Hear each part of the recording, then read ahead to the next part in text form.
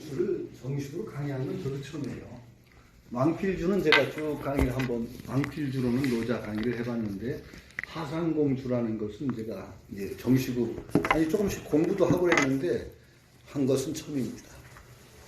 예전에 뭐 노자 왕필주 같은 데는 개인적으로 어떤 학당 같은 데서 저를 초빙을 해서 해달라고 해서 쭉 왕필주로는 한번 쭉 노자를 읽었어요. 근데 하상공주는 단학연정은 그 양생수라고 한 개가 있기 때문에 특별히 한번 읽어보자 그래서 읽는 겁니다. 오늘은 아마도 서론하면 끝날 거예요. 왜냐하면 제가 남들이 전공을 물으면 헤매니즘이라고 한다고 했죠. 이리저리 헤매는 게 제 전공이라서 아마도 이런저런 얘기하다 보면 꽤 시간이 갈 것 같아요. 왜냐하면은 제가 이제 제 강의는 뭐 밖에도 많이 하고 그러지만은 저는 어떤 권위를 가지고 막 그냥 이게 내 얘기 이것뿐이다라고 하는 걸 굉장히 싫어합니다. 저는 열려진 시각에서 어떤 하나의 문제를 보더라도 열려진 시각에서 봐야 된다고 늘 생각하고 있고, 그 노자를 보더라도 다양한 시각이 있어야 돼요. 그런데 노자라는 텍스트, 이 노자 하나에 얼마나 다양한 시각이 가능한가를 참 느끼게 됩니다. 정말로 노자라는 원문은 딱 하나인데 그것을 어떻게 해석하느냐에 따라서 정말 천차만별의 결과가 나옵니다. 그건 다 마찬가지예요. 동서양을 막론하고 서양 철학사는 누가 말하기를 뭐라고 얘기하냐? 플라톤에 대한 주석의 역사다. 이렇게 보는 사람도 있어요.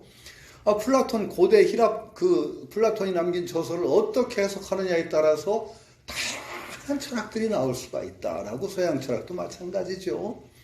또 대표적으로 하나의 텍스트에서 얼마나 다양한 시각이 가능하냐라는 것을 드러내는 하나의 단적인 예 같은 게 대학 같은 겁니다. 대학 사서 가운데 논어맹자 대학중용. 어떤 학기는 제가 대학에 있을 때, 정말 대학에 교수로 있을 때 대학을 가지고 한 학기를 읽은 학생들하고 읽는 경우가 있어요. 대학이라는 건 굉장히 짧습니다. 근데 그 대학을 한 학기 다루면 딱 맞아요. 근데 어떻게 다루느냐? 첫 번째 시작을 하면은 주자. 보통 우리나라에서 제일 많이 읽히는 주자의 주를 가지고 대학을 한번 쭉 읽습니다. 그리고 나서 중간 시험 딱 지나고 나면 뭘로 읽느냐? 다산 정약용의 주를 읽습니다.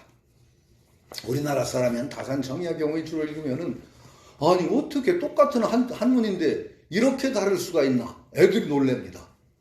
그렇다. 그러니까 이렇게 말하자면 그렇다는 건 뭐냐? 우리가 어떤 것을 배우는 태도도 마찬가지예요. 정해진 고전이라는 건 원래 정해진 답이 딱 없어요. 물론 대충은 터무니없이 해석할 수는 없어요. 그러나 그만큼 다양한 해석이 가능하고 우리의 주체적인 입장은 나의 어떤 시각에 따라서 얼마든지 다양한 결론을 이끌어낼 수 있는 게 고전입니다. 그런 각도에서 우리도 공부하실 때도 이것이 유일한 답이다.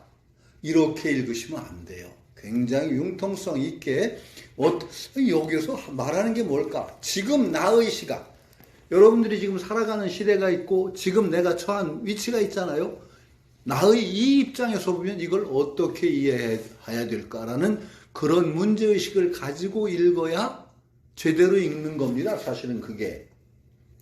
왜냐하면 남의 결례를 가지고 아무리 뒤져봐자 누가 그러죠? 팔만대장을 거꾸로 외워도 그 지 거 아니라는 얘기예요. 은행 직원이 하루 종일 돈을 세면 그 돈 자기 돈이에요? 아니지요. 제 주머니에 들어와야 내 돈입니다. 뭐냐? 고전을 읽을 때 자기의 어떤 안목, 내 주체적인 관심 속에서 뭔가 내 것으로 딱 잡지 않으면 내 게 아니에요. 남의 얘기예요. 전부. 은행 직원이 돈 세는 거나 마찬가지 그런 짓을 하면 안 된다. 그러니까 저는 그런 입장에서 저의 어떤 여러분들이 이 노자를 이해하기 위한 어떤 바탕을 제공한다. 다양한 시각을 줘서 바탕을 제공한 요번 학기라고 합니다. 대학 교사들 버릇이 돼가 요번에는 이 노자 하상공주는 노자라는 고전을 주로 양생술의 입장에서 볼 때 어떤 해석이 가능하냐에 초점을 두면서 읽는 겁니다. 그렇게 이제 잡아나갈 테니까 그렇게 이해하시고 시작을 하면 되겠습니다. 여기는 하상공이라는 사람이 얘기할게요. 우선은 노자 하상공주를 얘기할 때 정말 정체불명이고 뭔지 알 수 없는 게 너무 많아요. 첫째, 노자라는 분이 어떤 분인지가 정말 오리무중해요. 노자가 어떤 사람이 진짜 누구는 노자라는 사람이 실존했던 인물인가? 정말 있었던 인물인가? 그 노자라는 그럼 책도 노자라는 인물인 게 아니라 그 비슷한 얘기가 전설상으로 돌아다니던 사람의 얘기라고 하는 것을 모은 게 노자책 아니냐? 노자가 참으로 있었느냐부터가 문제가 돼요. 노자는 있었다고 보통 얘기하죠. 언제? 공자보다 연배가 동시대 사람이죠. 보통 얘기하기는 공자하고 같은 시대에 살았던 사람이고 주나라 왕실 도서관장을 했다. 이렇게 보통 알려집니다. 그리고 알려진 자료로는 그것도 전기자료로 확실치 않은데 공자가 현인이라고 소문이 나서 찾아가서 예를 물었다. 이렇게 나옵니다. 아마 공자 가운가에 나올 텐데 그거는 뒤에 만들어진 자료일 가능성이 많아서 확실치가 않습니다. 그게 공자가 예를 물었다라는 얘기만 전해져요. 그 정말로 그 확실하게 사람이 있어서 예를 물었는지도 불분명해요. 풍우란 같은 이는 아예 중국 철학자, 풍우란 같은 현대의 철학자는 노자라는 사람은 실제로는 없었다라고까지 하는 사람이 있습니다. 아주 그래서 초고연의 사람이고 왕실 도서관장을 했다 이런 정도 얘기가 나오는데 그거 가지고는 도대체가 정체불명이죠. 누구는 노래자가 있고 그거 아주 많아요. 아주 가장 재미있는 얘기 노자라는 사람에 관한 왜 끄면 안 되잖아. 그 얘기를 해줘요. 나 그냥 말씀하세요. 그래서 가장 재미있는 견해는 뭐냐? 노자라는 인물에 대한 가장 재미있는 견해는 프랑스 학자 라쿠페린가라는 사람이 한 견해인데 노자가 중국 사람이 아니었다. 아니었다. 인도 사람이다. 인도 계통 서역 사람이다. 라고 하는 견해 있어요. 보통은 노자라는 사람이 성이 노씨냐? 그런 노씨는 없어요. 그래서 노자라는 이름 자체가 늙었다는 표현이다. 노자는 성이 아니다. 그래서 보통 알려지고는 성은 이씨다라고 합니다. 이씨. 그리고 시호가 담이다. 이름이 이고 호가 담이다. 노담이다 그럽니다. 노담. 그런데 그것도 불분명해요. 나중에 이씨라고 해가지고 하여튼 전해지기는 성이 이씨라고 합니다. 그래서 당나라 때 도교를 상당히 우대를 했습니다. 왜 우대를 했느냐? 당나라 국성이 뭐죠? 이씨입니다. 이세민, 이렇게 하잖아요. 그래서 노자하고 일가다. 종씨다. 쉽게 그래가지고 도교를 좀 우대했던 것도 있어요. 그런데 그것도 불분명해요. 어디서 태어났는지 초고연 사람이라 불분명해요. 그런데 그래서 어떤 라쿠페리 같은 사람은 왜 외국인이라고 그러느냐? 중국 사람이냐? 노자라는 이름 자체가 늙어서 중국에 와서 그게 노라는 이름이 붙었을 거다. 그리고 노담이라고 할 때 담자가 귀자 밑에다가 이렇게 쓰죠. 노담. 이 담이 도시오가 귀자 옆에다가 이렇게 씁니다. 노담. 퀴클담입니다. 퀴클담. 근데 퀴클담이라는 건 대개 사람 이름이라는 것은 중국 사람들은 이름과 그 사람과가 연관이 있습니다. 아무렇게 짓지를 않습니다. 예를 들어서 공자 아들 이름이 뭔지 아세요?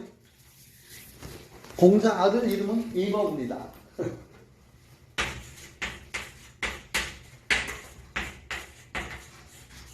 리입니다. 잉어리자. 공자 아들의 자는 어릴 때 부르던 이름은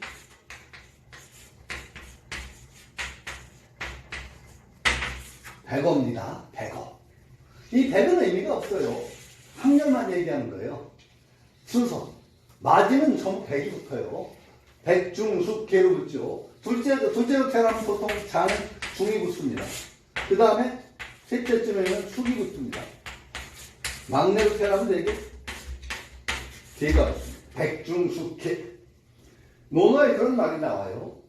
중유팔사. 주나라의 주왕조 때 8명의 뛰어난 선비가 있었다. 그러면서 이름이 뭐냐? 백달백관, 중돌, 중월, 수야, 숙화, 개수, 개화. 백달백관, 두 사람. 중돌, 중월, 수야, 숙화, 개수, 개화. 네 사람, 8사람의 선비가 나와요.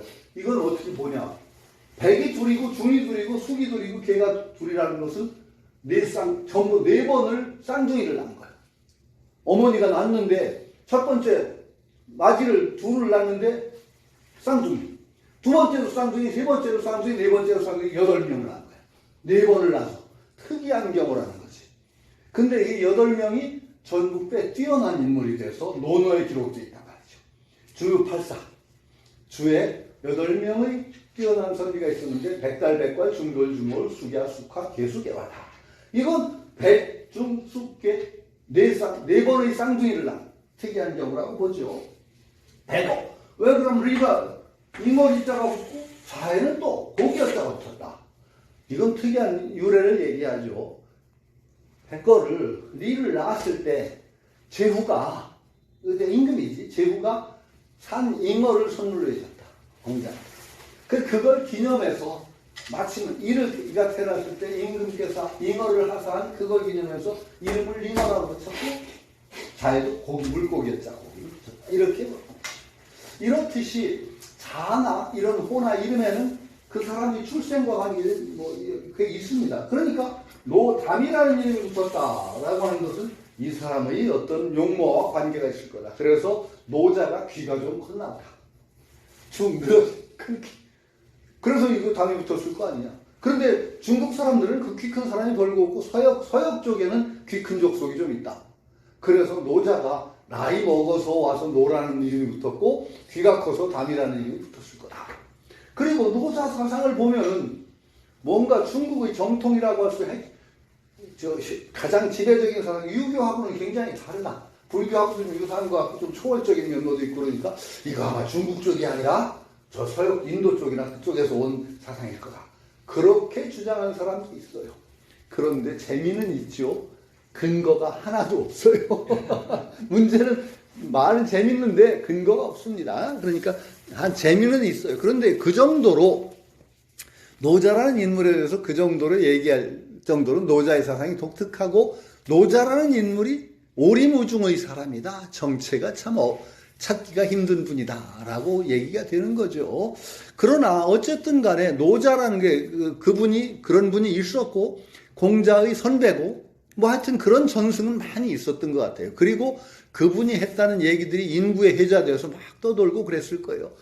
노자라는 책은 언제 만들어졌냐 그러면은 책은 상당히 후대로 봅니다. 공자와 동시대라고 해도 책 만들어진 건 상당히 뒤일 거다. 이렇게 보죠. 상당히 문체도 그렇고 그런 책가 아니래요. 그런 식으로 쓴 옛날 책이라는 거는 그 사관의 기록이다니 그런 거 말고는 전부 대화체입니다. 논어도 그렇고 누가 말하고. 근데 노자라는 책은 어떤 주제를 가지고 쫙 썼잖아요. 그런 식으로 쓴 책이 나온 것은 상당히 후대라 책 자체도 상당히 뒤에 만들어졌을 거다. 이렇게 보죠. 그러나 책은 뒤에 만들어졌을지 모르지만 그렇다고 해서 노자의 사상 자체가 뒤는 아닐 거고 아마도 노자라는 인물이 신비한 아주 은인 계통의 사람으로 유명해 구분한 얘기가 많이 돌아다니던 것이 나중에 모아져서 책이 됐을 것이다. 이렇게 보죠.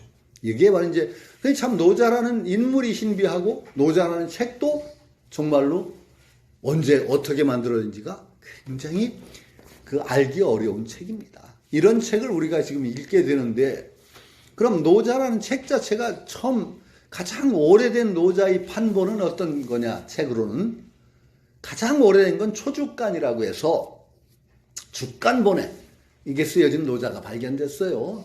대나무 쪽에. 원래 책은 그렇게 만드는 거죠. 책이라는 글자가 대나무를 이어 붙인 게 책이라는 글자잖아요.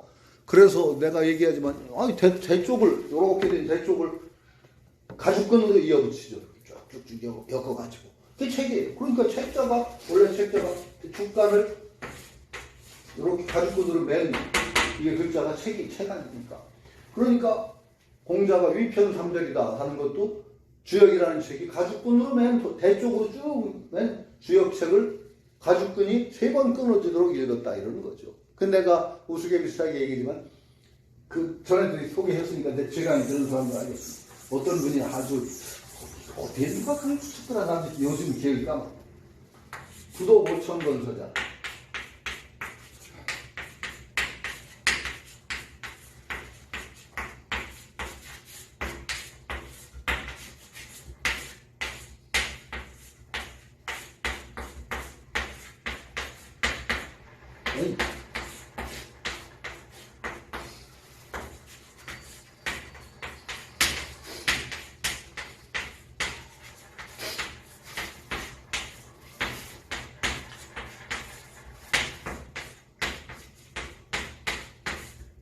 이렇게 써오셨죠?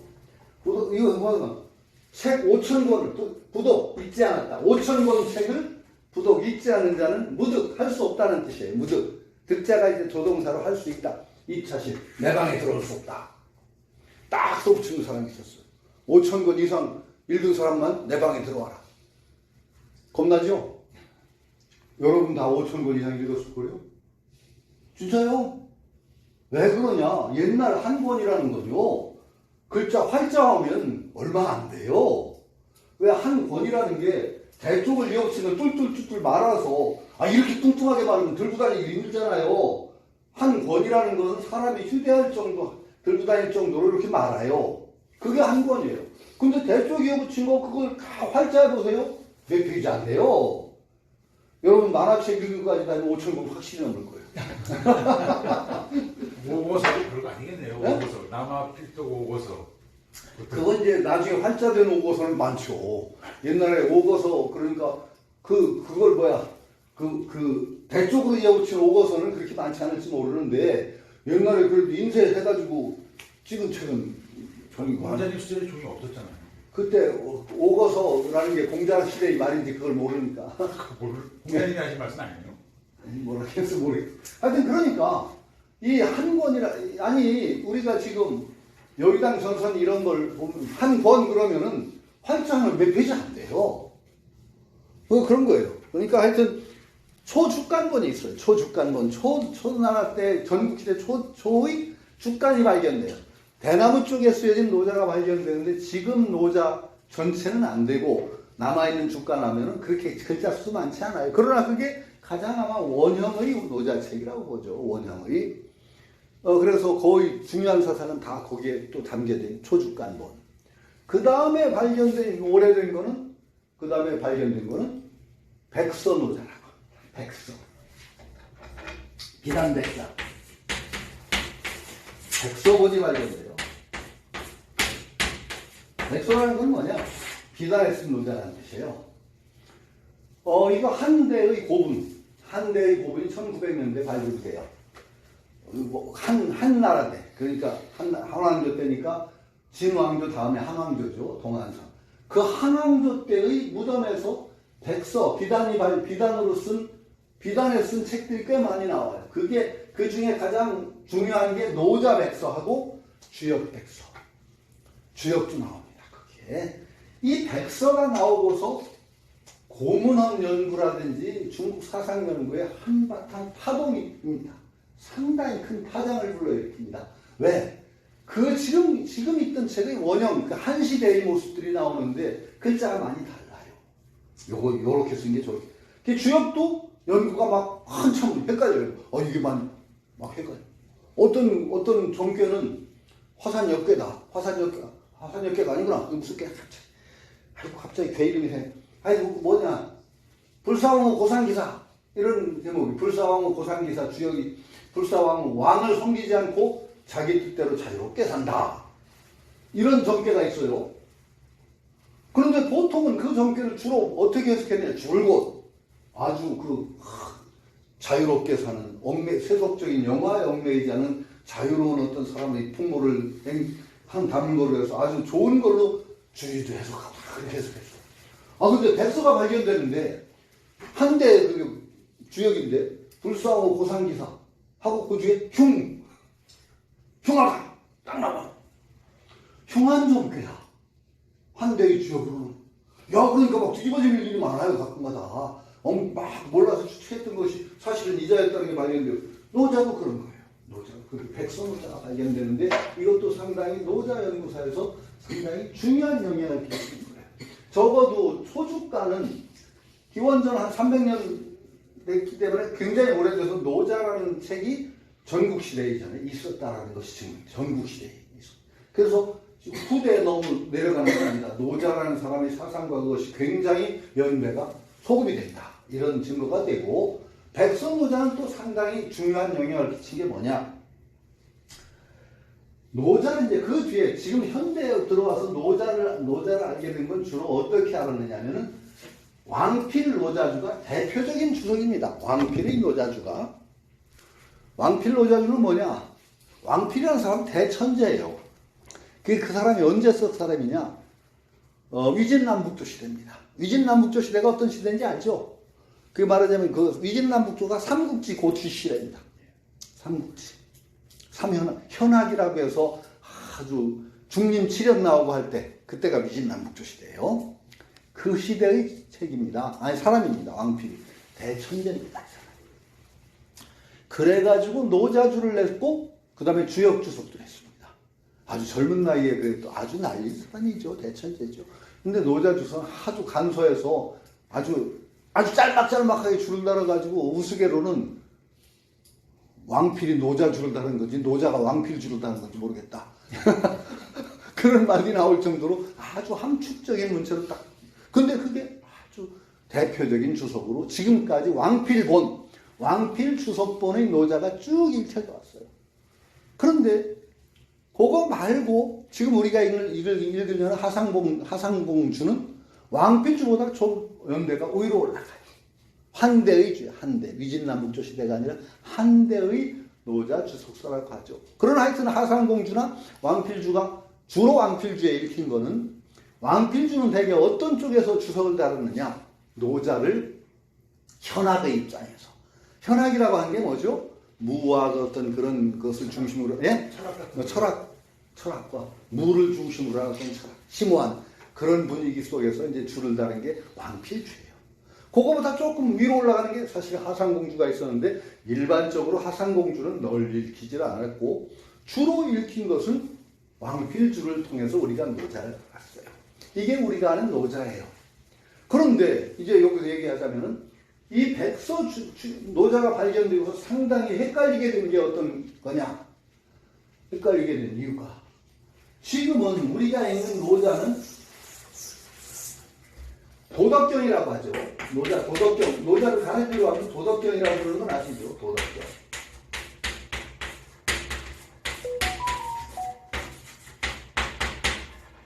도덕경 이렇게 부르죠. 노자의 도덕경이다. 그런데 노자의 도덕경이라고 하면은 왜 도덕경이냐면은, 보통 노자가 우리가 알고 있는 노자가 두 상하로 보통 나눠져 있고, 상권을 도경이라고 하고 아래권을 덕경이라고 합니다. 그래서 합해서 도덕경 이렇게 불리는 거예요. 도덕경. 노자의 도덕경이라는 건 도경, 덕경 나눠져요. 도경은 주로 뭐냐면은 아주 원론적인 이야기, 철학, 현학. 덕경은 응용 쪽이 많아요. 응용, 현실적인 어떻게. 그게 도덕경으로 나눠진다고 하죠. 그런데 백서가 또 발견됐는데 도경이 앞에 있어. 도경이 앞에 나와요.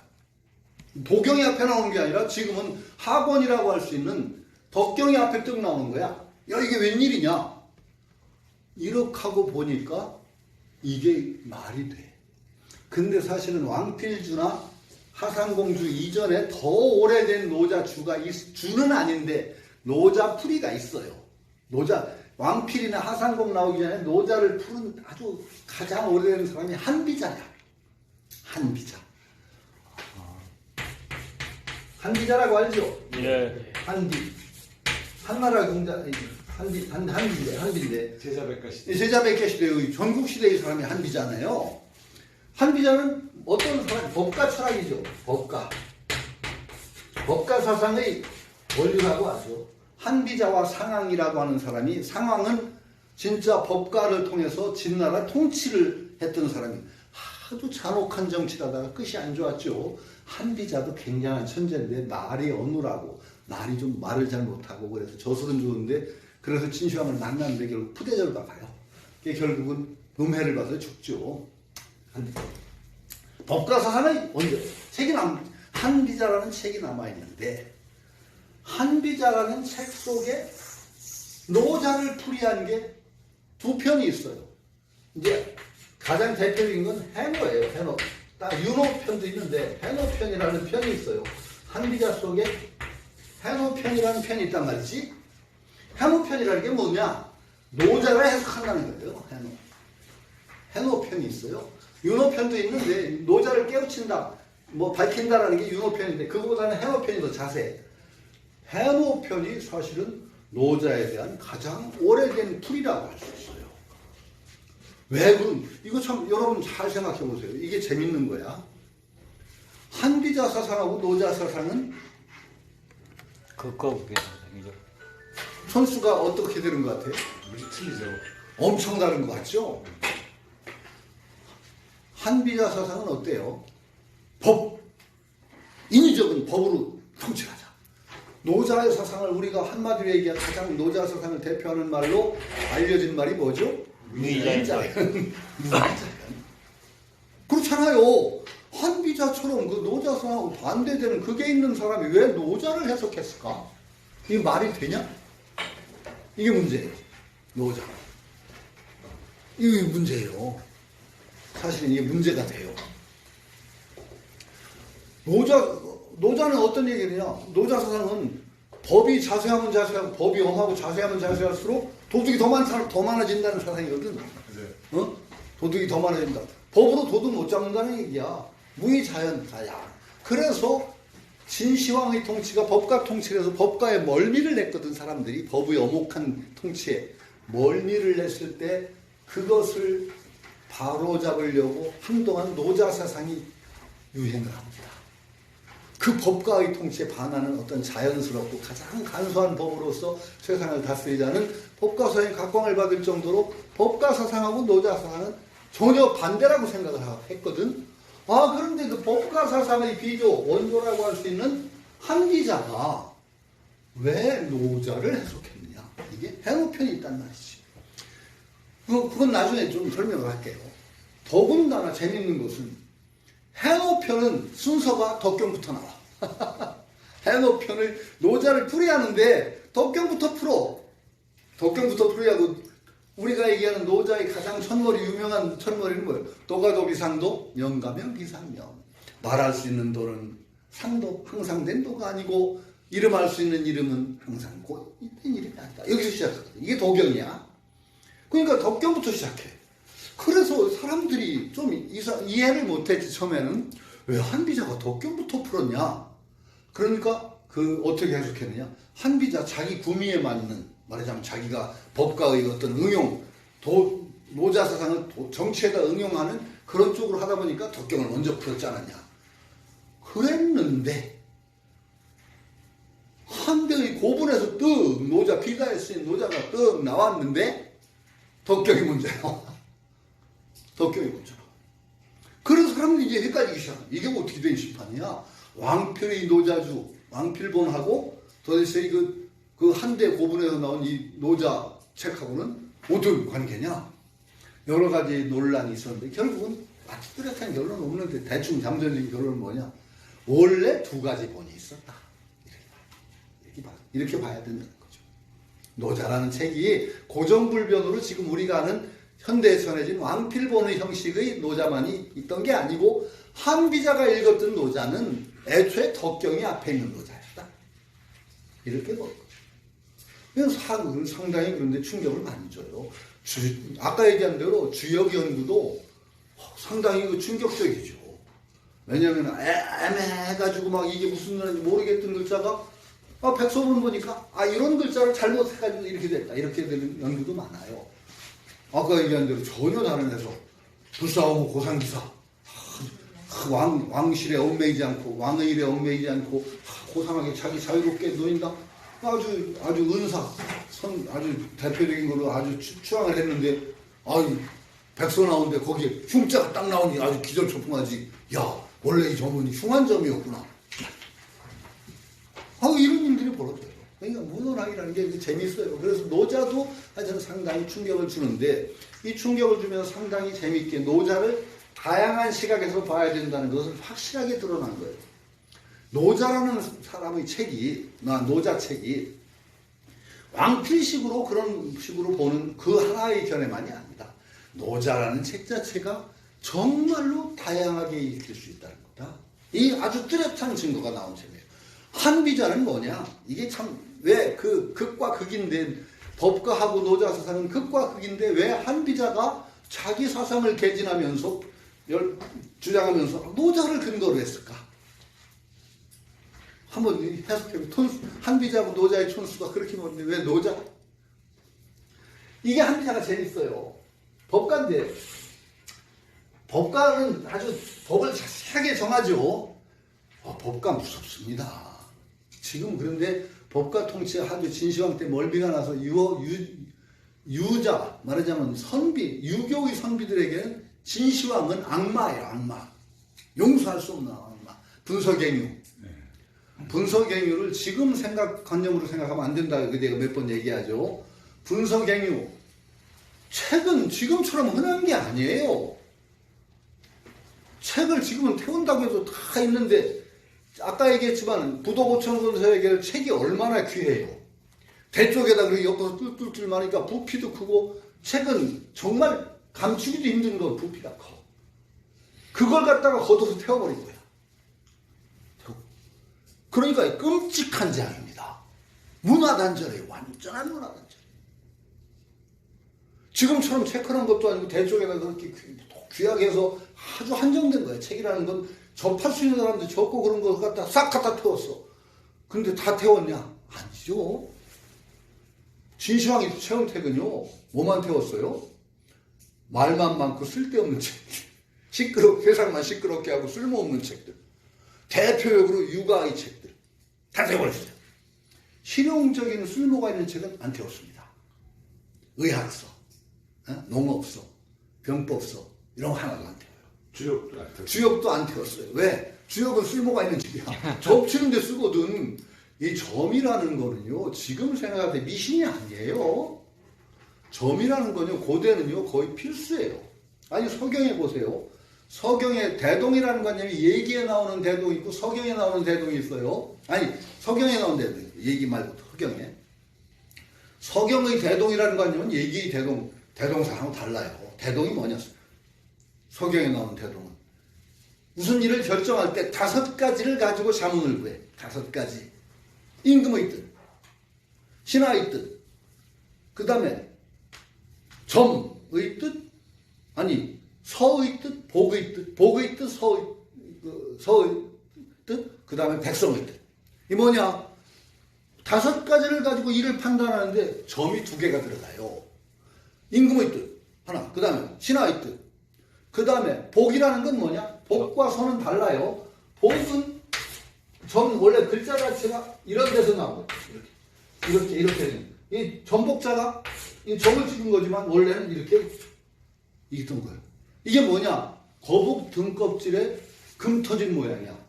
점을 치는데 옛날 고대의 가장 중요한 점은 거북 껍질에다 구멍을 뚫고 자기가 무엇을 점을 친다는 걸 써요. 거기다가 새기거나 쓰거나. 그게 갑골문이 나오는 게 그래서 나오는 거예요. 거기다 새기고. 그래가지고 그걸 불에다 굽거든. 거북 등껍질을 불에다 구워서 나오는 게 균열이잖아요. 균열의 모습이야 이게. 복이라는 건 그래 점복이라고 하지만 복이라는 거는 점 치는 것 중에서도 거북 등껍질로 치는 점만 복이에요. 복은 그러니까 아무 점이나 얘기하는 게 아니고 거북 등껍질 점이 복인 거예요. 서는 뭐냐? 서 글자가 보세요. 대지자라고 하잖아. 불을 태워서 하는 거죠. 아니. 대까지, 산까지 점 치는 거예요. 주역점은 어떻게 치죠? 산까지 50개를. 이제 처음에는 원래 주역의 점 산까지는 대가 아니에요. 시초라고 해서 뺑떼쑥이라는 쑥의 줄기를 다듬어서 길쭉한 50개의 그걸로 치. 나중에 가장 만들기 쉬운 게 대나무가 제일 만들기 쉽죠. 요즘에 혹시 저한테 이제 주역 배워가지고 점을 칠 때 진짜 옛날식으로 50개를 치고 싶다. 어떻게 만들면 되냐? 제가 가장 추천하는 방법이 여기 배운 분도 있을 거예요. 저 동대문 시장, 요즘 동대문 시장이 없나? 아, 또요. 아니, 뜨개질 집에 가서 뜨개바늘 사면 된다. 뜨개바늘 사서 산까지 만들면 제일 좋습니다. 아주 제일 편해요. 뜨개바늘 길쭉한 걸로 50개 딱 아주 좋죠. 뜨개바늘로서 그런데 서라는 건 그러니까 지역점이 섭니다. 혹은 거북 등껍질 점입니다. 복과 서가 함께 쓰였는데 어느 것이 더 권위를 인정받았느냐? 귀족 칭욕 아주 권위를 인정받고 하면 복입니다. 네, 이게 재료도 고기도 산까지나처럼 아무거나 해요. 거북 등껍질은요 아주 이게 해매이집이 자꾸 나가는데 이 해매이집 원래 재밌습니다. 쓸 수 있는 거북 크기가 계급에 따라 달라요. 제후 왕은 큰 대복이라고 하는 큰 거북이 껍질 가지고 점을 칠 수가 있어요. 제후가 그런 걸 거북이로 점을 치면은 신분 질서를 위배한 걸로 규탄을 받아요. 거북 사이즈가 달라. 그래서 거북 사이즈 큰 거북이가 나오면 왕실에 진상을 해요. 그걸 점치는 집 사당에다 딱 그걸 모셔놓습니다. 그랬다가 국가적인 중대사가 있으면 그걸 꺼내서 점을 치는 거예요. 논어에 그런 얘기가 비싸게나 장문중 거체라고 이 얘기 나오는데 하여튼 복이 상당히 권위가 있는 점이죠. 그러니까 자 5가지 서경에 나오는 5가지가 다 합치하면 대동이야.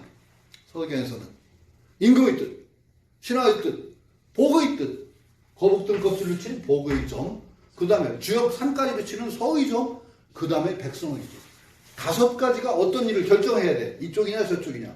5가지가 아니 그 일을 결정하는데 5가지가 다 합치하면 그걸 대동이라고 합니다. 큰 대가 대동이라고 서경에 나오는 대동이에요.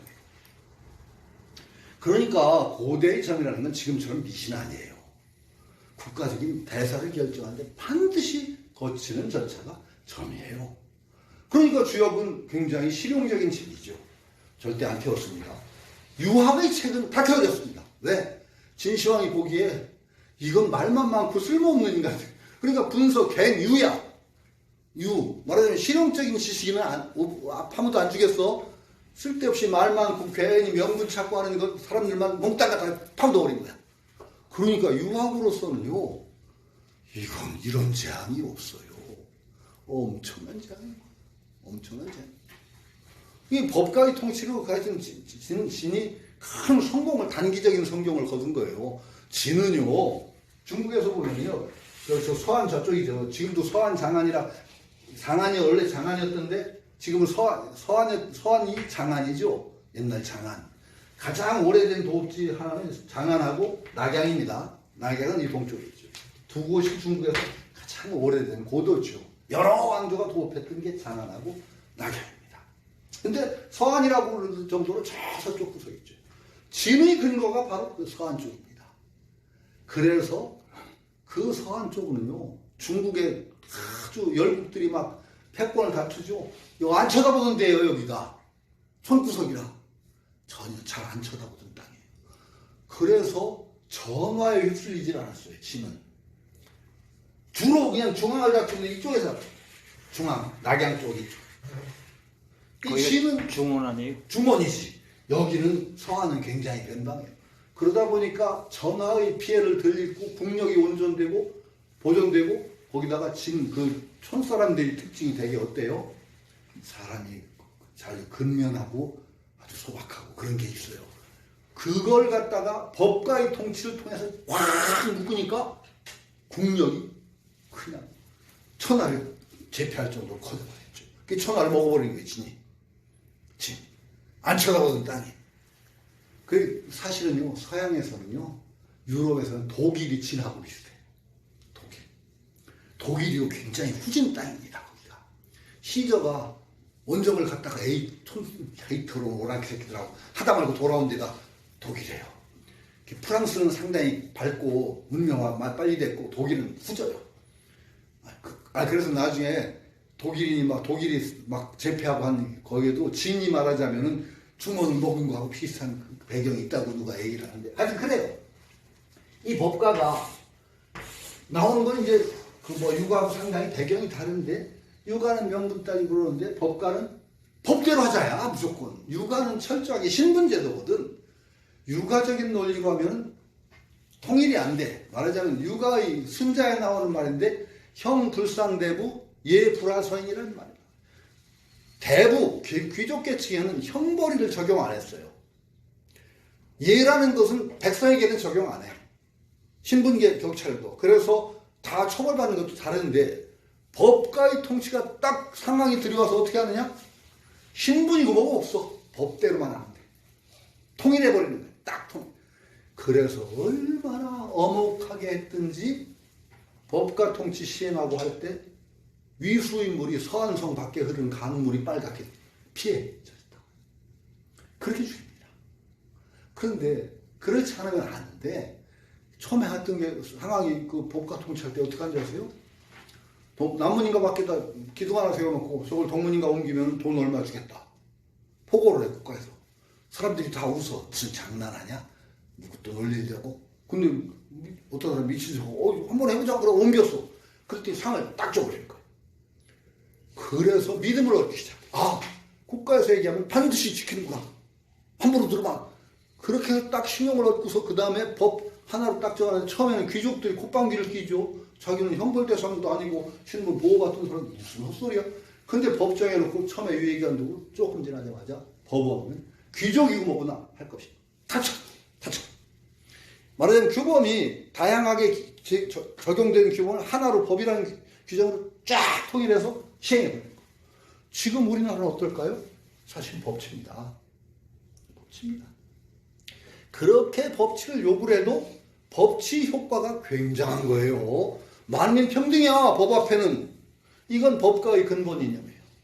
근데 그 이전의 계층 사회하고나 계급 사회하고는 전혀 안 맞는 게 법의 이념이에요. 계급 사회는 다양하게 이거 신분도 그래 이거 많아. 예라는 건 또 까다로워. 아주 예라는 건요 얼마나 힘든지 몰라요. 아까 얘기했죠. 거북 사용할 수 있는 등급이 있다고. 모든 게 다 등급이에요. 신분에 따라서. 여기 가슴에다 옷을 하면 수를 넣잖아. 여기다가. 임금 권용 같은 거 수 있잖아. 수를 몇 개를 넣느냐. 신분에 따라 다 달라. 9개 넣는 건 최고급이고 뭐 몇 개. 그걸 어기면은 착수를 하는 거야. 매도돼가지고 소외가 돼. 계급사회에서. 호라라 신고. 그러게 계급사. 그런데 법으로 해결해 버린 거야. 쌍무시하고. 그런데 육아하고 천차 굉장히 다르고 도가하고 다른 것 같은데 한비자는 여기서 어떤 생각을 하느냐. 너무 이것저것 따지지 않고 법만 정해놓고 나면 무위자인 아니냐. 그전에는 굉장히 고려할 게 많은데 법 정하는 데까지는 인위적이지 법 딱 정하고 나면은 법대로만 가면 돼. 뭐 고려할 거 없어. 거기다 갑자기 노자의 무위자의가 딱 붙어요. 거기에 괜히 고려할 거 없어. 무위야. 법대로 그냥 골라가. 쫙. 요런 식으로 한비자는 응용을 해요. 법가를. 그러니까 재밌는 거야. 그러니까 한비자가 법가를 사상의 뿌리로 삼았다? 이게 어떻게 되느냐. 아주 재미있는 변화가 있는 거예요. 그러니까 어쨌든 간에 한비자는 해노편에 덕경을 앞에 세웠단 말이지. 그러니까 노자 사상을 그렇게도 해석할 수 있구나. 이게 새로운 어떤 시각이 열려있는 노자를 해석하는 거예요. 새로운 시각. 그래서 사실 보면은요, 장자하고 노자를 읽다 보면은 굉장히 노자하고 장자가 달라요. 장자는 진짜 그냥 관념의 영역으로 넘어가서 관념 속의 대자유를 추구해서 나가는데 노자는요, 상당히 정치적이에요. 상당히 정치적이에요. 정치적인 얘기가 많아요. 노자 속에는. 거기 재밌는 것도 많아. 읽다 보면 우리 현실 정치하고 내가 가끔마다 써먹기도 하는데 태상 하지유지 가장 뛰어난 통치자는 뭐라고 그래? 가장 뛰어난 통치자는 백성이 통치자가 있다는 걸 아는 정도에 그쳐. 그러니까 오히려 있는지 없는지도 잘 몰라. 그 요순실이라고 뭐라고 하죠? 요임금 때 백성들이 양이라는 악기를 두드리면서 배고프면 농사에서 밥 먹고 목마르면 우물 파서 내가 먹는데 임금의 은혜가 나하고 무슨 상관이야. 이게 최고의 통치야. 임금이 있다는 건 아는데 그 다음에 노자가 얘기했어. 기차애지. 그 다음 가는 통치자는 백성들이 통치자를 사랑한대. 사랑한대. 그 우린 그 훌륭한 임금이야 참 은혜로. 조금 더 아래 급은 기차 외지 통치자를 두려워한대. 기차 외지 제일 참 형편없는 통치자 백성들이 모멸한대. 모멸 통치자를. 근데 우리 정치 수준이 모멸의 수준에 갔어. 그래요. 통치자를 정말 뭐같이 보잖아. 아니 그게 모멸의 수준에 간 게 재밌어요. 그때 그 전까지는 모르는데 내가 이상을 기억 잘한다고 했죠. 초등학교 때 불렀던 이승만 대통령 찬가를 기억하는 사람은 뭐 거의 없더라고. 나는 초등학교 때 이승만 대통령 찬가를 불렀던 기억을 하고 가사를 내가 다 기억해. 이승만 대통령 우리나라 대한나라 독립을 위해 여든평생 한결같이 몸바쳐 오신 거룩하신 이 대통령 우리 대통령 그 이름 길이 길이 빛납니다. 이게 이승만 대통령 찬가. 애들 고무줄 할 때도 그래. 써보죠. 우리나라 대한나라 독립을 위해 이런 노래가 있어. 충청남도 도가가 있어. 그때 박통 때 많이 만들었거든. 막 고치시킨다고. 광산도 빼어났다. 뭐 배달의 나라 반백년 백제연통 이어온 거죠. 달려라 냇물아 새롭게 피어 이 나라 길이 빛낼 우리 충남도. 맑은 바람 밝은 달 빼어난 기상 충무정신 길이 빛낼 우리 충남도. 뭐 이 충남 도가이에요. 그러니까 그때는 억지로 사랑을 시켰는지 모르지만 그 다음에 박통 때가 되니까 노자 딱 맞아. 외지야. 박통 때는요 무서웠어요. 네, 배웠어요. 어우 박통 욕을 해? 국가원수 모독죄로 잡혀가 뒤지게 두드려 맞아. 무서웠어요. 그 다음에 전통 때가 되니까 어떻게 돼요? 삼천교육대로 보내요. 아니 근데 그때부터는 모멸의 시대가 열려. 혐오가 혐오가 아니 뭐 예를 들어서 아주 대통령이 우스개로 전락을 해. 근데 미국 가서 IQ 테스트 하는데 거기다 머리를 집어넣으면 된다는 넣었더니 전통 머리를 넣었더니 컴퓨터에 돌 넣고 장난하지 마시오라고 메시지가 떴다든가 뭐 그런 거요. 이게 머리가 돌이라는 거지. 돌을 넣고 장난치지 마시오. 그 다음에 이순자 씨하고 뭐 가서 미쓰리 얘기도 유명하지. 미쓰리 얘기도. 그러니까 뭐 하는데 뭐라고 했지? 그러니까 뭐 하니까 I'm copy, me too. 그러니까 전두환 씨가 투라는 거 한 원, 투만 알아서 미쓰리 그랬대요. 미쓰리 그랬더니 이순자 여사가 자기 부르는 미쓰리 그랬더니 자기 부르 예? 그러고 뭐 그래서 아주 우스개가 돼. 그 전두환 씨 미투 씨 미투. 그때 김영삼 미투는 또 더 웃기지. 김영삼 미투는 김영삼 씨가 왜 발음이 경상도가 아주 발음이 나빠서 그 발음 교정을 아주 보장한 데 애를 먹는데 인사는 그래도 해야 될 거 아니야.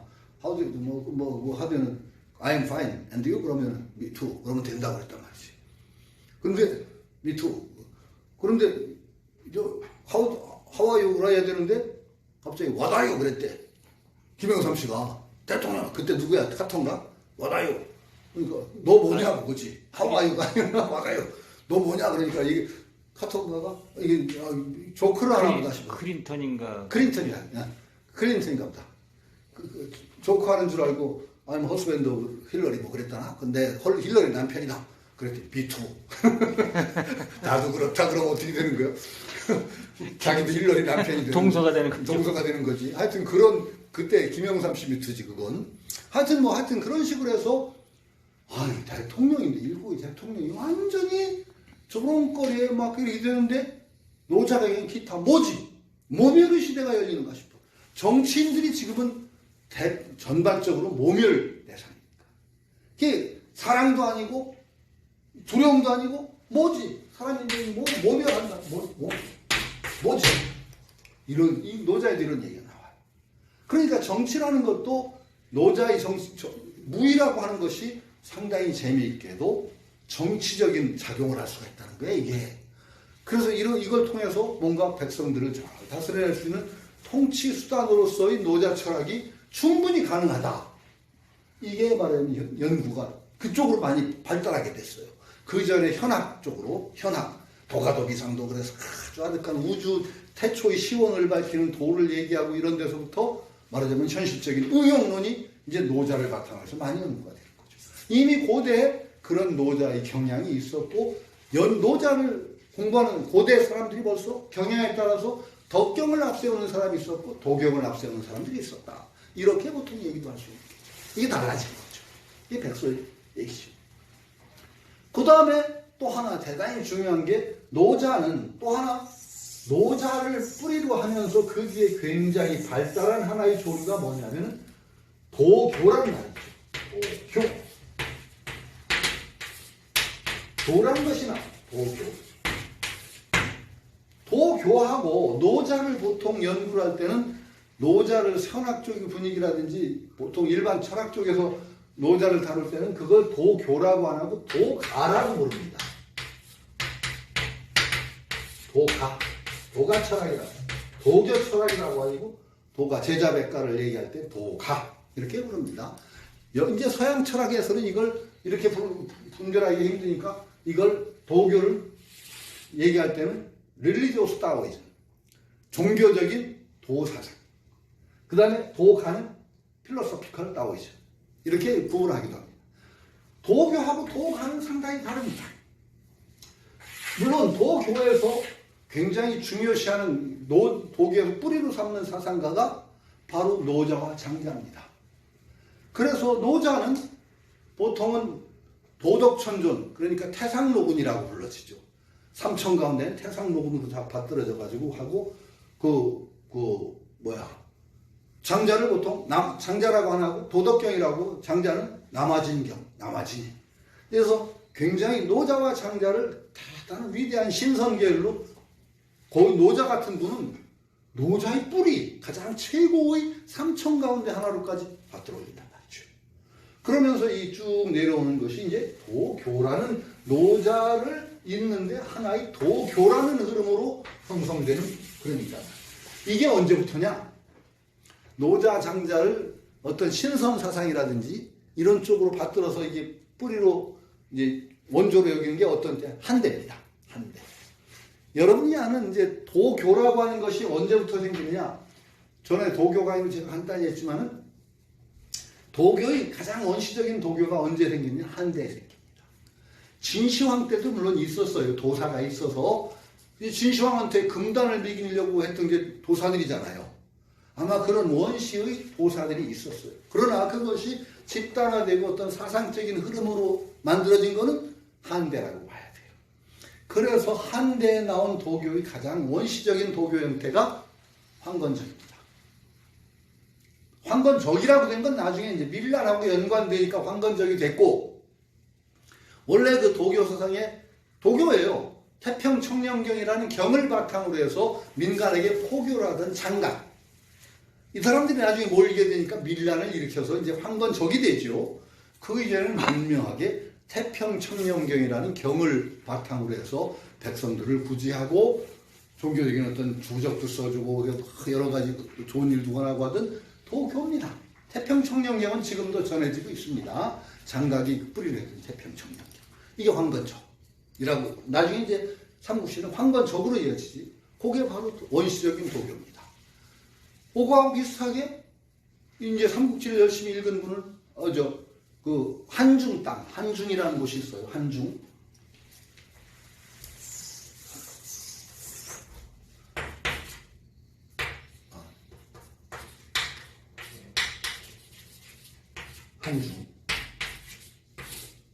한중이라는 곳이 어디냐? 지금 그 중국 이렇게 찍어 이렇게 있으면 여기가 서안이고 여기가 서안 섬서성이에요. 이쪽이 섬서. 샨시 뭐 그런데 이쪽에 산서성이 있고 이거 섬서성인데 여기가 사천성이에요. 섬서성 사천. 한중은 섬서에서 사천을 가는데 중간에 여기가 한중입니다. 굉장히 오지예요.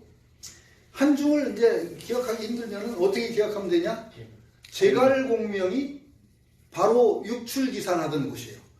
그 말하자면 중원을 정벌하려고 거기다 양병을 하면서 6번 육출기산하려고 했던 데가 한중이에요. 그래서 제갈무후의 사상이 가장 오래된 제갈공명의 사상이 한중에 있습니다. 한중. 거기 굉장히 험한 곳이에요. 중국에서 지금도 굉장히 청정지역이에요. 한중에 한강이 흐릅니다. 한강. 한수가 흘러요. 한이라는 강물, 한수지 한강. 현수가 한강, 거기 사람들 한강이라고 부릅니다. 한중이라는 것이 하나하고 연관이 됐어요. 유방이 세운 나라가 왜 한이 됐을까? 국호가 유방이 한중왕을 했었거든. 한중왕. 봉해졌어. 한중왕에 봉해져서 그걸 기반으로 해서 결국 청와통일해서 국호가 한이 되는 게 바로 한중. 한중 삼국지를 읽다 보면 한중에 누가 있느냐? 장로가 있습니다. 장로. 장로라는 어떤 종교 지도자가 있어요. 그게 오두미도라고 알려져 있어. 오두미도.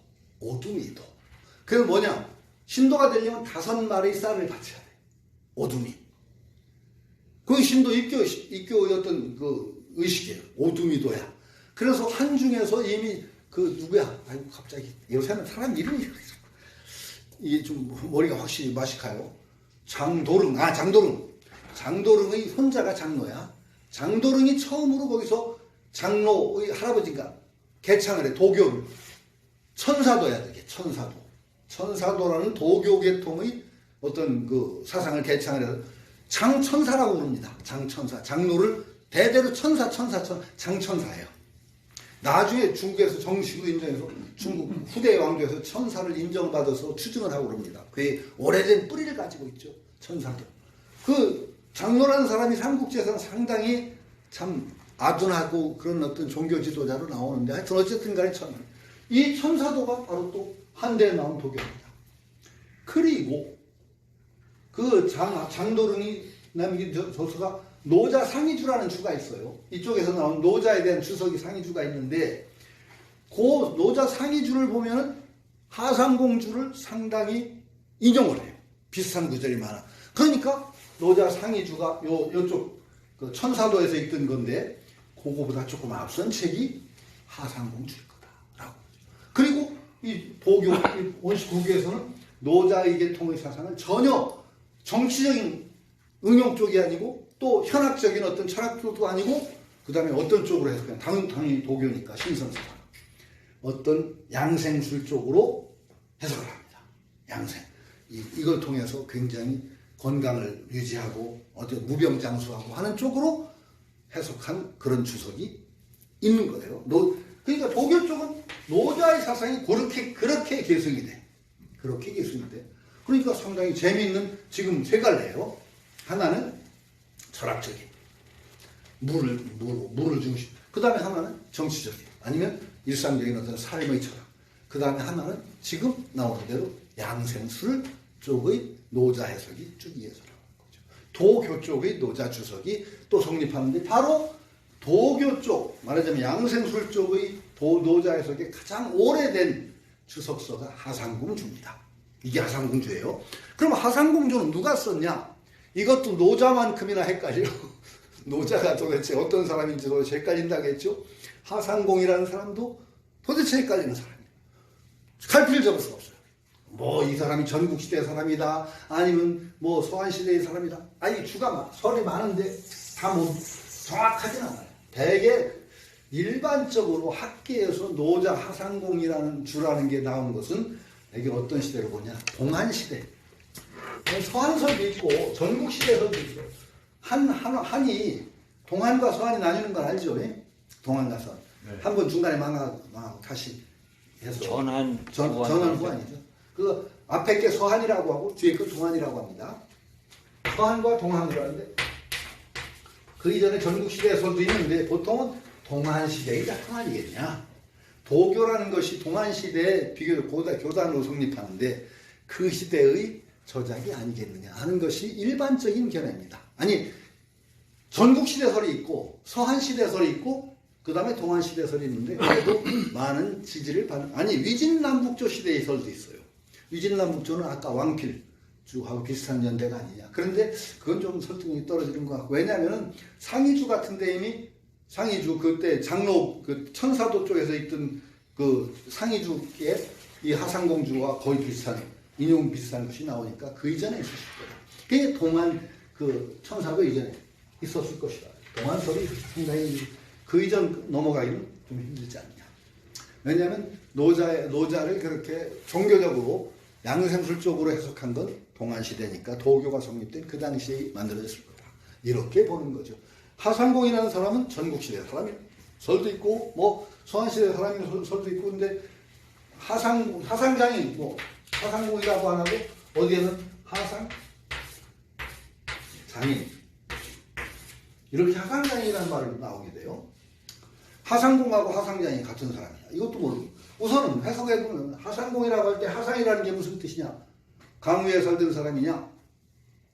하상이라는 말은 위라는 뜻이 아니고 가라는 뜻입니다. 하상 그럼 내가 강가 하상.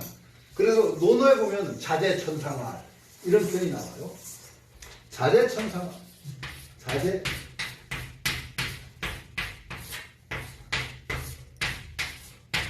이렇게 하면서 서자여서부 불사주야 공자께서 천상에 계시면서 말하기를 서자여서부 흘러가는 것이 이와 같구나 불사주야 밤낮을 쉬지 않는도다.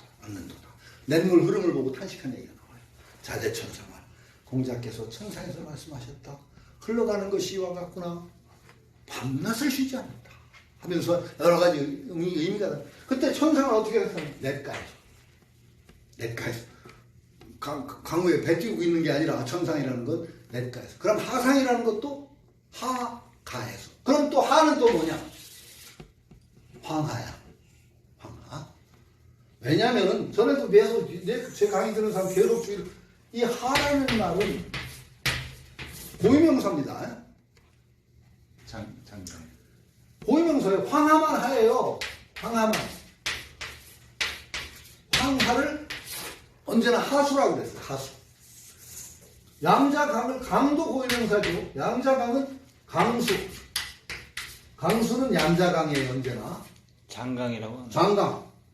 장강이라고 많이 붙였는데 근데 그냥 장 빼고 그건 수식어고 황은 수식어예요. 하를 누르다고 해서 황하 그런 거고 길다고 해서 장강이라고 해야지 강수예요. 그냥 강수. 고문에서 하가 나오면 이건 그냥 내가 아니야. 무조건 하나야. 한 나오면 한수라고 해. 한수. 예전에는 그 강이 고유명사이기 때문에 아무데나 강을 붙일 수가 없어. 강은 붙이는 게 아니야. 그러니까 고대 우리 문서에도 살수대첩이지 살강대첩이 아니죠. 폐수, 살수, 환수, 낙수, 낙동하고 낙수. 다 그렇게 불리지. 낙강 이런 적이 없어. 전혀. 왜 고유명사를 붙일 수가 없지. 이게 나중에 대표적인 강이다 보니까 일반 명사화하죠. 하도 일반 명사화하죠. 그런데 이 하상공이라는 사람이 살았던 시대, 이 책이 나온 시대가 한대거든. 한대에는 이 하가 고유명사예요. 한대까지는 우리나라의 대동강이라는 것이 폐수인가? 폐수죠. 대동강이라는 명칭으로 불린 건 고려 후비 중엽 이후예요. 정지상의 시에 난 처음 읽었어. 대동강이라는 말을. 대동강수 하시진 년년별로 세세 년년별로 높아 이렇게 나오죠. 그 우월장제 초색다 그 송군 남포 동비가 나오죠.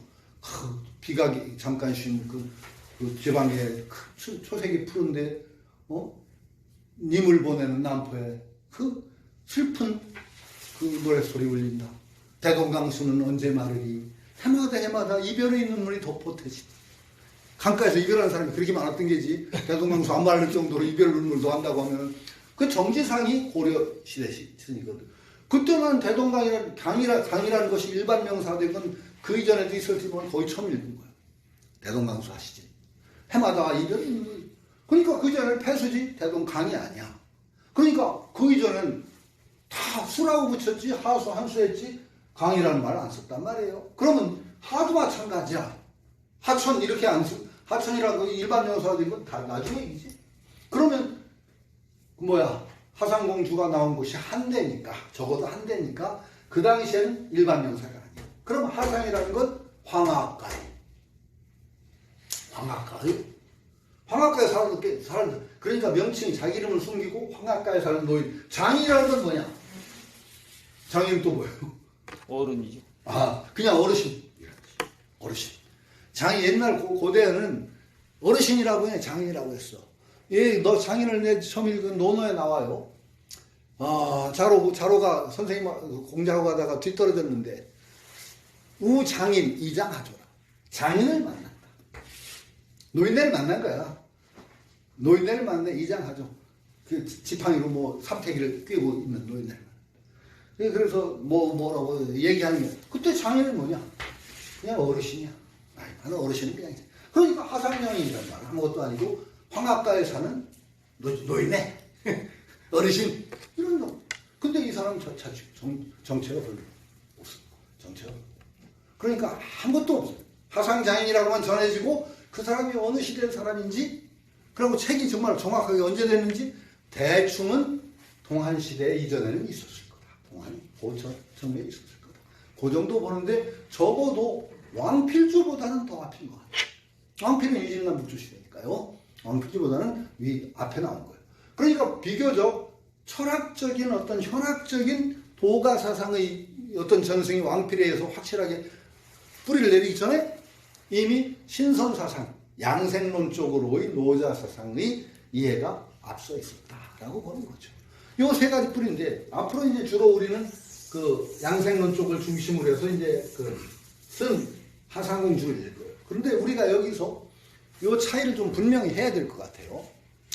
자, 현학적인 철학적인 노자 해석과 양생론 쪽은 노자 해석은 어떤 차이가 있나요? 굉장히 달라요. 굉장히 달라요. 같은 노자책을 바탕으로 하는데 어떤 쪽을 중심으로 하에 따라서 굉장히 달라져요. 장자계통의 사상도 비슷해요. 예를 들어서 그런데 노장 사상의 뿌리를 뭐냐면 보통 노장 사상의 현대적인 뿌리를 보면 양주라는 사람과 비슷한 계열로 봅니다. 양주. 자, 천하가 굉장히 춘추 전국 시대라는 것은 중국 역사에서 어떤 시대냐면은 콩가루 시대입니다. 그때가.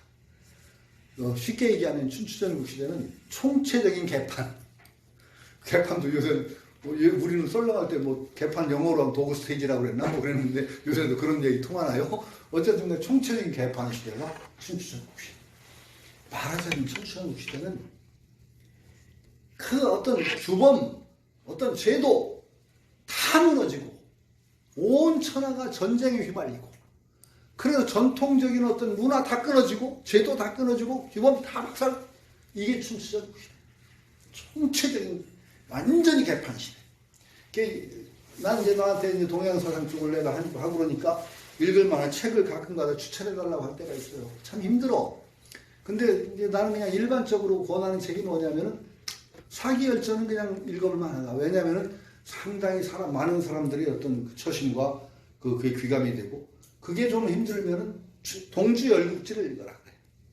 동주열국지가 바로 춘추전국 시대의 역사입니다. 역사를 얘기로 꾸민 거라 역사책을 읽으면 정말 재미없는데 열국지는 소설로 돼 있으니까 그거 읽으면 되게 이 시대가 어떤 시대인가가 드러나. 대충 그거 읽은 소감. 죄명에 죽은 놈이 별로 없어. 진짜요. 맞습니다. 동주열국지를 읽어보세요. 유명한 사람 치고 죄명에 죽은 사람이 없어. 별로. 날뛰다가 다 비명 행사야. 어떻게 걸려 죽어. 그러니까 그만큼 어려운 시대예요. 그만큼 어려운 시대고 윤리적이고 뭐고 다 깨져. 정말로 성규범도 정말 그 바닥이에요. 그때는 우리가 성물란 그러는데 그때 시경에도 사람을 두고 한 시라고 소개가 된 시가 있어. 하남이라고 해서 그 하희라고 하는 여자가 있지.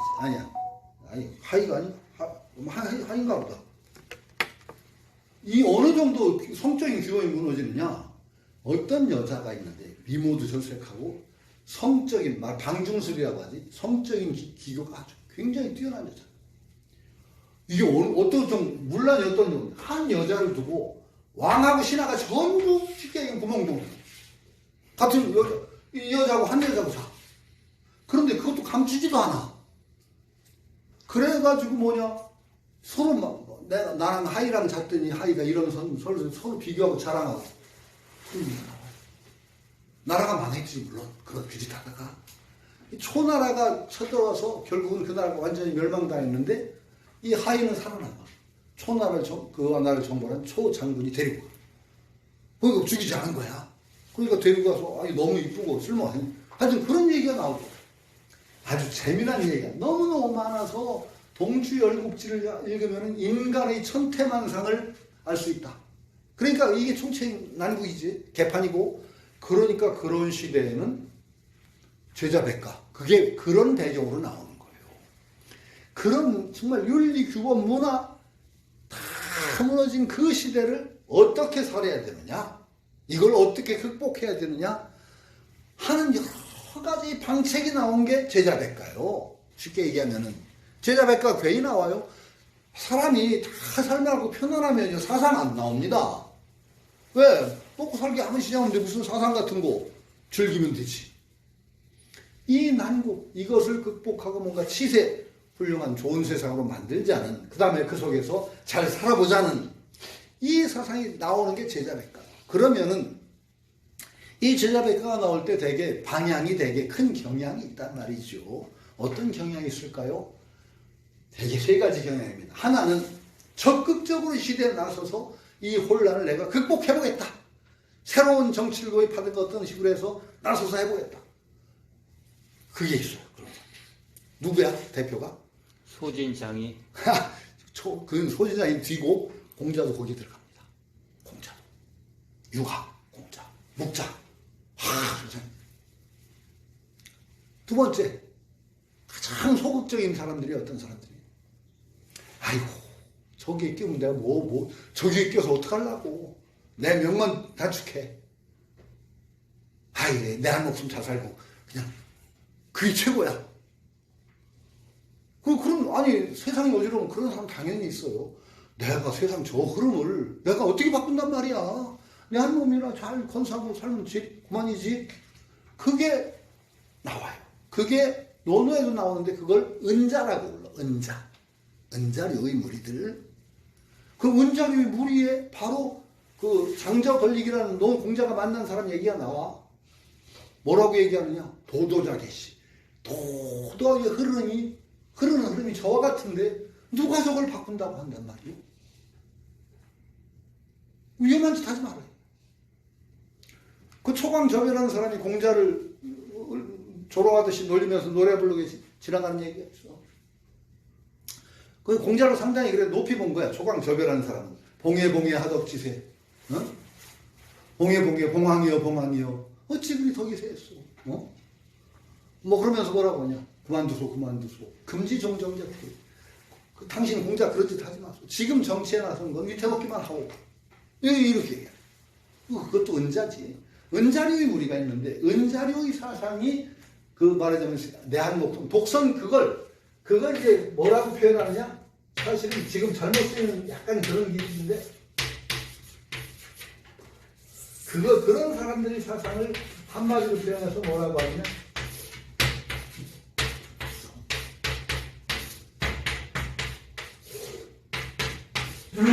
이 독선귀신이다. 독선귀신. 제 한 몸을, 선이라는 것은 한자에서 아주 굉장히 다양하게 쓰는 말이에요. 잘한다는 뜻이에요. 영어로 굿하고 비슷해서, 선이라는 건 도덕적으로 착하다는 것이 아니라 잘 꾸린다. 내 몸 한 몸을 잘 꾸려낸다라는 뜻이에요. 그 육아에서는 독선귀신을 하면서 그 사람들이 독선귀신을 하면서 뒤에 비판하게 하기도 하지. 이 난데. 육아적으로는 여기다 뒤를 붙여. 육아에서는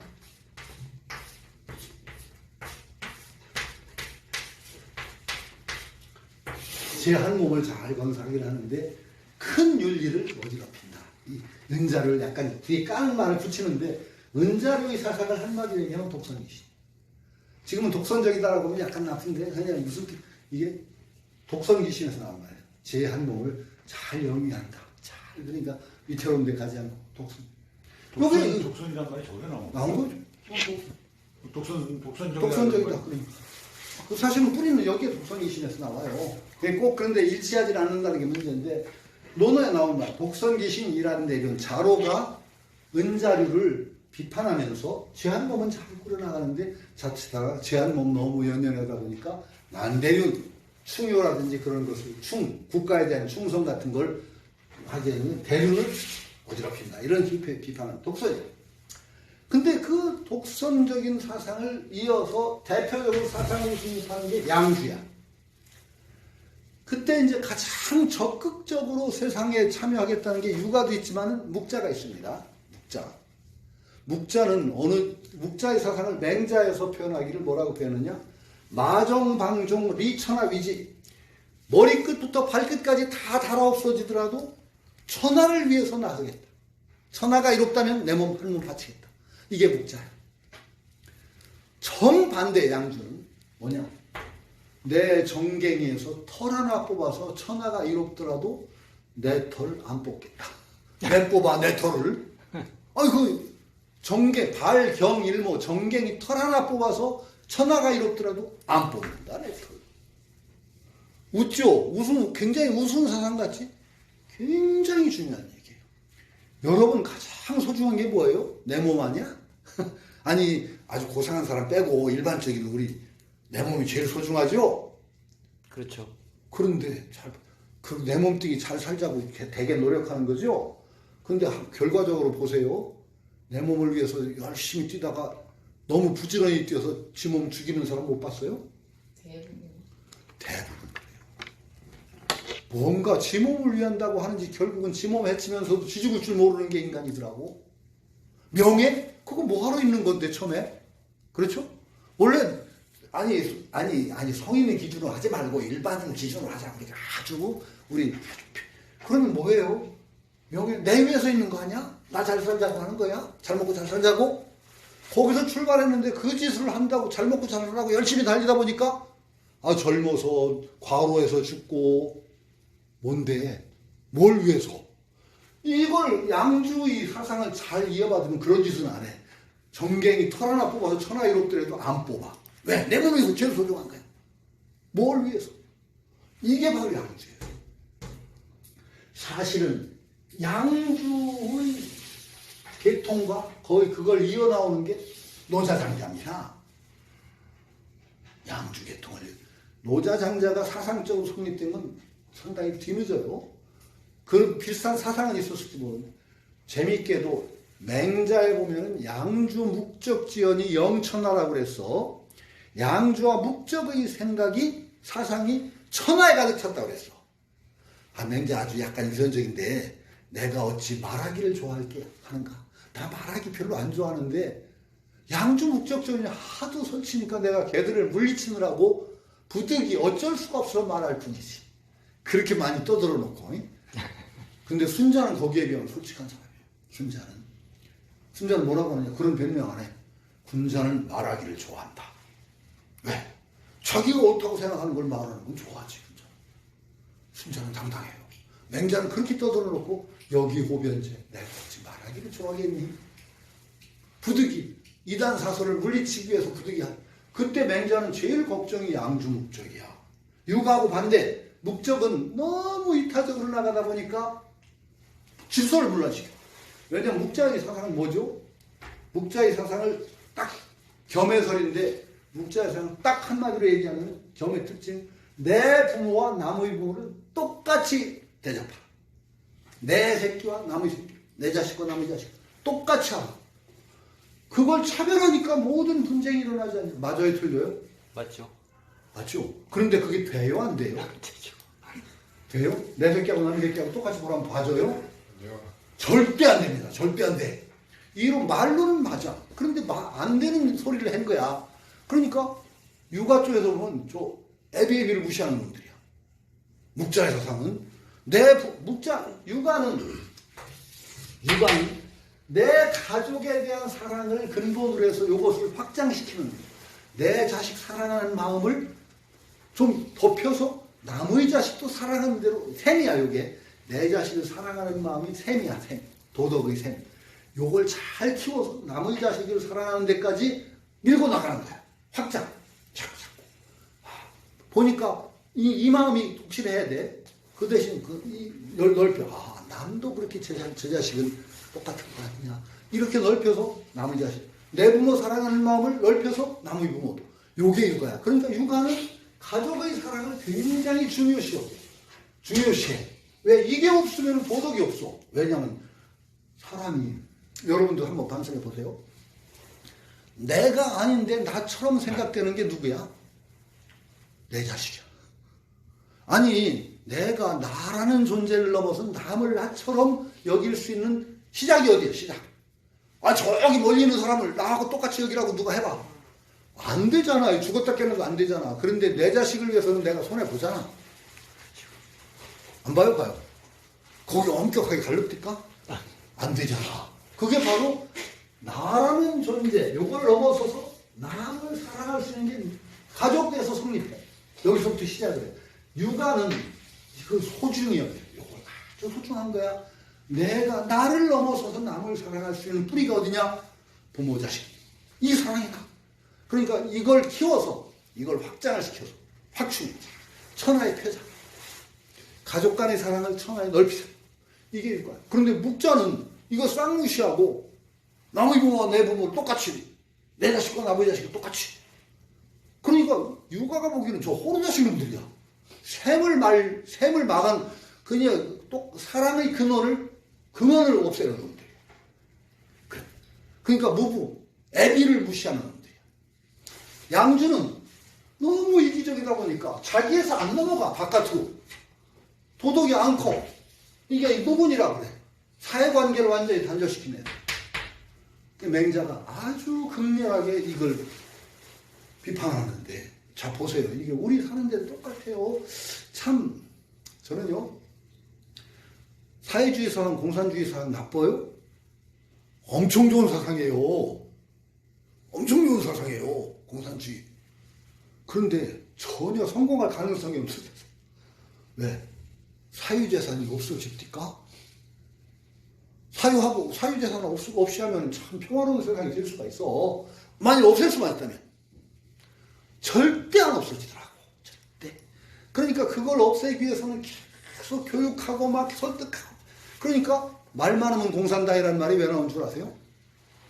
그렇게 교육을 해. 없지. 사람의 자연스러운 경향을 그거 교육을 통해서 없애야 되니까 교육을 해야 되고, 그 다음에 자연적인 경향을 억지로 통제를 해야 되니까 독재가 있어야 돼. 그거 위해서만 사회주의 공산주의를 성립합니다. 만일 성인 같은 존재가 다 살면은 공산주의 사상이 정말 좋은 사상이죠. 근데 절대 성공할 수 없죠. 통제와 엄청난 통제, 그냥 감시, 그 다음에 설득, 계속 세뇌 교육하고, 이거 하면 안 되는 게 사회주의예요.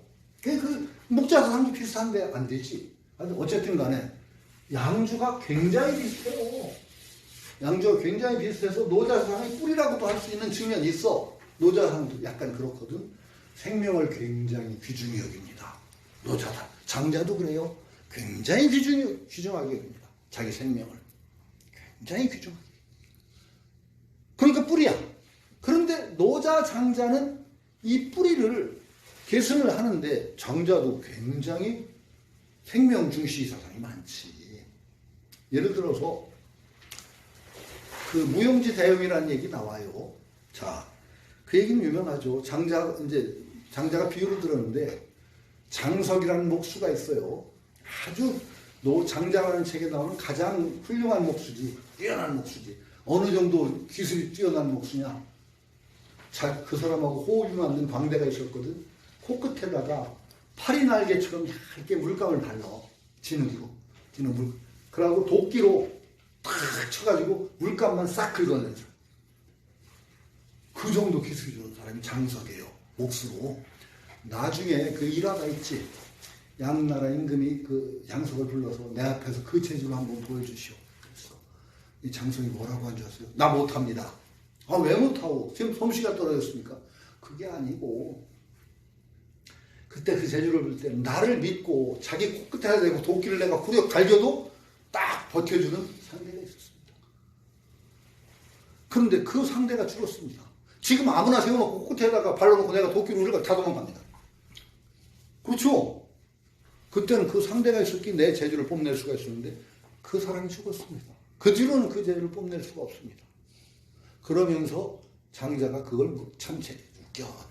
장자가 가장 맞상대로 설전을 할 때 아주 늘 장자가 이기기는 하지만 맞상대가 있어서 혜시라는 사람이, 혜시라고 해서 유명한 궤변론자인데, 혜시 사상이 재밌어요. 어제 출발해서 오늘 도착한다. 아니, 오늘 출발해서 어제 도착한다. 뭐 이런 식으로, 계란에 털이 있다든가, 하여튼 이상한 궤변. 근데 장자하고 혜시하고 얘기를 많이 했습니다. 그런데 장자가 혜시를 두고 얘기해. 혜시 무덤가를 지나가다 그 얘기를 합니다. 혜시가 먼저 죽었거든, 선배고. 저 혜시가 있을 때는 내가 그래도 내 재주를 뽐낼 수가 있었다. 맞상대가지고. 근데 저 혜시가, 저 어른이 죽고 나서는 내가 내 재주를 드러낼 상대가 없다 하면서 그 장석 얘기를 하는데 그게 나옵니다, 장자에. 그런데 장석이 그렇게 뛰어난 목수인데 제자하고 가다가 나무를, 목수니까 나무를 보니 나무가 얼마나 큰지 수십 명이 에워싸야 되는 그런 둥치에다가 하늘을 찌를 것 같은 나무야. 그런데 장석이 쳐다도 안 보고 지나가. 쳐다도 안 보고 나무를. 제자는, 목수 제자니까 목수가 나무를 무심해한다는 거 아니에요. 놀래가지고 한참 보다 보니까 스승이 막 가고 혼자 쫓아가지. 그래서 선생님, 목수가 어떻게 저런 나무를 보고 그냥 지나갑니까? 그러니까 장석이 뭐라고 한 줄 아세요? 그거 쓸데없는 나무. 왜 저렇게 큰 나무가 쓸데가 없습니까? 장석 하는 말이지. 야, 쓸데가 있었어 봐라. 저 나무가 저렇게 컸겠냐?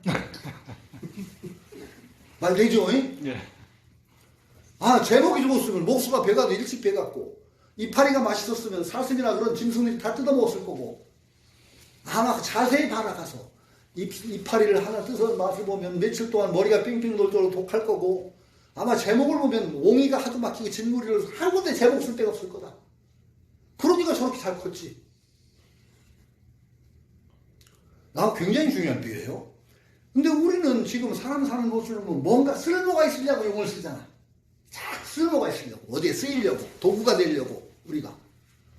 근데 사실은 쓸모가 없는 것이야말로 가장 양생의 정보야. 장생하려면은, 여러분 오래 살려면 쓸모가 있는 사람이 되면 안 돼. 재밌는 거, 빵 맞아요. 어느 정도 맞아.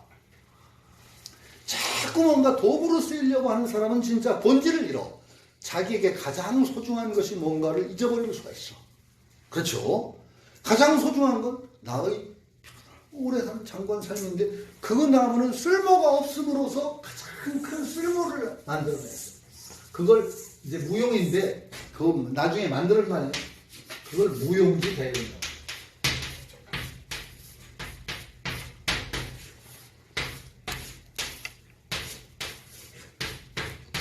동그라미 이제 처음 썼을 건데, 쓸모가 없는 것의 큰 쓸모. 쓸모가 없는 것이야말로 가장 큰 쓸모를 만들어낼 수가 있다. 그러니까 우리도 뭔가 자잘한 쓸모를 개발해서 뭔가 세상에 기계 부품처럼 쓰려고 노력할 것이 아니라, 내게 가장 소중한 것이 무엇인가를 알아서 정말로 그런 나무처럼 큰 쓸모가 있는 그런 삶을 살아야 된다는 제시가 있는 거죠. 그렇죠? 그러니까 여기에도 사실은 굉장히 심오한 통찰이 숨어 있고, 뭔가 우리가 나에게 소중한 것은 무엇인가? 내 생명을 깎아먹어가면서 뭔가 쓸모를 자꾸 만들어내려는 그 삶 자체가 잘 사는 건가 하는 반성이 있단 말이에요. 노자에도 그런 얘기가 나와. 굉장히 앞으로 읽어보면 나오겠지만, 굉장히 뭔가 위태로운데를 벗어나고 하는, 그래서 정말로 전생, 그 귀기 전생이라고 그래요. 삶을 온전히 한다. 삶을 온전히 하는 것이야말로 가장 중요하다라는 그런 생각들이 있단 말이에요. 노자사상에, 장자사상에. 그런데 중요한 것은 철학적으로 이제 노자사상과 장자사상이 읽히면서 여기에서 또 한 걸음 나와. 노자장자는. 그래서 이제 양생 쪽을 중심으로 하는 사상과 약간의 결별점이 생겨. 이것을 충실하게 전생 쪽을 이어서 충실히 쭉 발전시키면 신선사상 쪽으로 쭉 이어나가요. 그 이제 하상공주 같은 거 그쪽으로 쭉 나가는 거야. 그런데 노자사상, 장자사상이 또 이걸 벗어나는 또 흐름이 생겨. 어떤 쪽이냐? 몸뚱이를 온전히, 그 몸뚱이를 중심으로 하는 삶을 온전히 하려고 하니까, 어떻게 잘못 살아보니까 우리의 큰 생명을 잃어버리는 것 같다. 뭔가. 너무, 내 몸 하다 보니까, 뭔가 인간이 좀 옹졸해지고 쪼잔해지고 뭐 그러다 보니까 뭔가 좀 삶을 이게 잘 사는 건가 싶은 반성이 나와. 그래서 너무 생명 내 몸 하는 것도 넘어서야 되는 거 아니냐? 넘어서야 되는 거 아니냐? 오히려 그것까지도 몸뚱이까지도 버리는, 그래서 진정으로 참 생명을 이루어내는 그런 쪽을 생각해요. 노자도 전생을 자꾸 얘기하다가 나중에 어떻게 나에게 가장 큰 재앙이 있는데, 근심이 있는데 그게 뭐냐? 몸뚱이 있는 게 가장 큰 근심이다. 이거 역설적인데 그래요. 잘 생각해 보세요. 우리도 이제 여러 가지 생각을 해야 되는데, 우리가 몸뚱이 중요해. 생명 중요해. 근데 생명이라는 것에 너무 얽매이다 보면은 주변에 그런 사람이 가끔 있어. 건강에 좋다면 안 하는 짓이 없어. 근데 그 사람 건강합니까? 별로 건강하지 않습니다.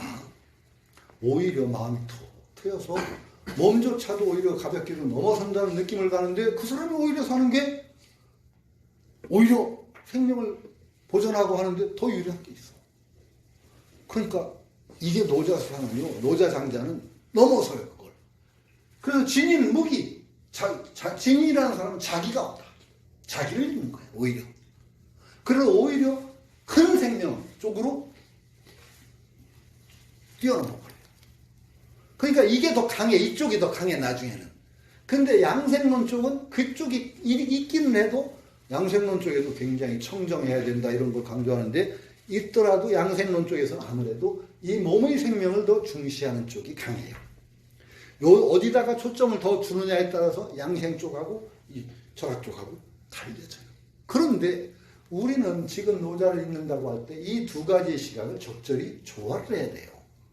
너무 생명 한다면서 이 몸의 생명을 너무 그냥 돌보려고 하다 보면 정말로 꼴보기 싫은 모습이 나올 수가 있는 거예요. 그러니까 오히려 약간은 초탄한 입장에서 우리 참된 생명을 제대로 이어나가는 그런 시각을, 우리는 균형 잡힌 시각을 가지면서 노자를 읽을 필요가 있겠다라는 생각을 하죠. 그러나 분명하게 노자 사상 중에 굉장히 중요한 것은 이 전생 쪽이에요. 이걸 또 잊고 괜히 철학적으로 나서 그냥 무 쪽으로 달려나가면 오히려 노자 사상의 뿌리를 잃는 것 같아요. 그러니까 우리는 그 단학 연정원의 취지하고도 이제 했지만, 적어도 전생 쪽의 뿌리가 어떻게 노자 속에 있는가를 살피는 시각에서 하상공주를 읽을 거예요. 그러나 제가 언제나 저는 중시하는 것이 균형 잡힌 시각이 가장 중요하다고 생각해요. 너무 한 군데 매몰되면 안 됩니다. 그런데 늘 한편으로는 노자상이 어떻게 확장됐는가를 염두에 두고 너무나 거기에 매달리지 않는 그런 시각을 확인해가면서 균형 잡힌 시각 속에서 하상공주를 읽어나가려고 합니다. 서론이 되게 길죠, 거창하고. 근데 이제 거창하지만 뭐 별거 없어요. 그래서 이 보면은 이게 제가 이제 준 자료인데, 도가도 가장 큰 글씨가 노자 원문이고, 약간 작은 글씨가 있죠. 약간 작은 글씨. 보면 효과가 잘 안 나는데 약간 작아요. 그게 주입니다. 도가도 하면 이게 원문이에요. 그 다음에 위 경수 정교기도야 라고 하는 건 하상공주예요. 그 다음에 비상도, 이게 원문이고 약간 작죠. 비자연 장생기도, 이렇게 된 게 주예요. 그러니까 이게 제가 이제 한문을 읽어 드릴 거예요. 그래서 사실은 이것만 하면 좀 답답해요. 그래서 아마 다음 시간에는 하상공주를 번역을 자꾸 이상한 걸 찾아가지고 하상공주가 아닌 것이 하상공주라고 자꾸 나오는 놈들이 있어서 잘 못 찾았는데, 다음 강의 때까지는 그 번역된 책을 하나 찾을 거예요. 여러분들이 내 강의로 다 했는데 그걸 맨날 다 적을 수도 있고, 일단 번역된 책을 찾아서 보시는데, 일단은 번역을 또 못 믿어요. 진짜 번역 못 믿어요. 근데 왜 그렇게 깜냥도 안 되는 것들이 설쳐서 그냥 함부로 떠들어 놓는지, 그거 참 모르면 가만히 있어야지. 왜 잘난 척을 해서 망신을 내가 얘기했죠. 논어 같은 그 흔한 번역도 막 틀린 거 숱하게 많아요. 나도 사실은 앞으로 논어 번역은 이제 앞으로 제자들하고 쭉 읽어가면서 내기는 낼 건데, 나도 욕을 먹겠지만 정말 이상한 번역 많아요. 왜 깜냥도 안 되면 떠들어. 근데 그 번역도 옮기기 때문에 일단은 요것을 이제 서문은 안 읽을 거고 다음에 바로 도가도부터 상경부터 들어갑니다. 그래서 내가 이 한문을 번역을 하는데 아무래도 여러분들이 번역본은 하나 있어야 돼요. 그 번역본은 다음에 너 한 권 다 사면 너무 비쌀 것 같아요. 좋은 번역 있으면 복사를 해서 교재로 나눠드리든지 그렇게 해서 진행해요. 자, 오늘은 첫 강인데 너무 제가 당황했는데 해변이지만 할 수가 없어요. 그러니까 일단 이렇게 하고 혹시 질문 있으면 질문하세요. 네. 저희는 그럼 화산공주에 약간 내단 위주로 해석을 하는 거라고. 아니 그러니까 하상공주는 원래 하상공주의 성격이 노자를 장생술, 양생술, 내 그 몸을 잘 기르는 생명을 기르는 그쪽을 중심으로 해서 주석을 했어요. 주석 자체가. 그러니까 다시 거기서 너 나갈 거 없고 그냥 일단은 노자 이게 그 단학의 한 뿌리가 말하자면 노자란 말이죠. 그것을 노자라는 것을 그 단학 쪽이나 연관된 양생술 쪽으로 해석한 주석을 읽는 거예요. 다시 거기서 한 걸음 더 나가는 건 그 다음이고 그런 거예요. 원래 그 하상공주라는 것의 성격이 그런 성격을 가지고 있죠. 네, 고전이라는 건 그럼 시대에 따라 시대에 다르게 이렇게 해석을 다 나오는 건가요? 아 맞죠. 아니 그리고 그 정신이 바로 그 우리가 주체적인 관점을 잃으면은 그건 진짜 죽은 문자예요. 우리 그 현실적인 삶에 우리가 그 의미를 어떻게 새기느냐, 의미 있게 새겨내느냐가 생명이지. 문자가 기록된 걸 그대로 어떻게 우리가 알아? 몰라요. 그래서 재밌는 얘기가 있어요. 왜 어떤 스님이 제자들한테 책 읽지 마라. 자꾸 책 같은 거 읽으면 지식이 늘어서. 그래가지고 그러더니 스님이 책을 읽더래. 그 제자가 우리한테는 책을 읽지 말라고 하고 왜 선생님 책을 읽으십니까? 그랬더니 딱 정색을. 니들이 책을 읽는다고? 책이 너희들을 읽지. 나는 내가 책을 읽고. 근데 너희들 책 보는 건 책이 너희들을 읽더라. 그건 책한테 휘둘려가지고, 그 매몰되고 책이 너희들을 읽는다고 하는 거야. 그러니까 우리는 책을 읽는다는 입장은 뭐냐? 언제나 내 주체적인 문제의식과 연관돼서 이것을 나에게 어떤 살아있는 의미로 이해하느냐 하는 게 문제겠지. 언제나 그래. 고전뿐이 아니라 사실 모든 게 그래요. 근데 특히 고전은 그래요. 특히 고전이라고 하는 건 굉장히 다양한 시각이 열려져 있는데 논문으로 딱 써놓으면 빼도 박도 못하지. 거기 융통성이 없잖아. 클래식이라고 하는 거는요. 굉장히 그게 융통성이 폭이 넓어요. 그래서 하나의 고전 속에서 굉장히 다양한 시각이 나올 수 있을 만큼 깊이가 있고 정말 깊이가 있다 보면 거기서 많은 것들이 나올 수 있는 게 바로 클래식, 아주 고전이죠. 그 중에서 노자라는 고전은 그만한 깊이가 있어서 굉장히 다양한 해석이 나올 수 있는 고전이죠. 그 주역 같은 거 보면 강의들이 다 틀리잖아요. 그럼 그것들이 다 인정해야 되는 건가요? 그러니까요. 주역은 정말 세상에 제일 많은 주석서 가진 것도 주역인데 다 하나의 어떤 자기 견해들이 있어요. 근데 터무니없는 것도 있고 근데 그 중에는 버리지 못할 것들이 많이 있어요. 근데 그것들을 다 참조하는데 결국은 그런 것들을 참조하되 자기 어떤 뭔가를 세우지 않으면은 그 속에서 헷갈려서 완전히 평생을 헤매는 거예요. 그래요.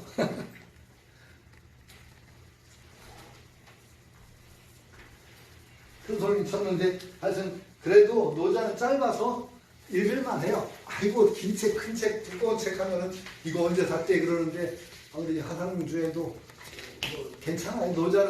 노자가 5,000글자 좀 넘어요. 5,000여원이라고 해요.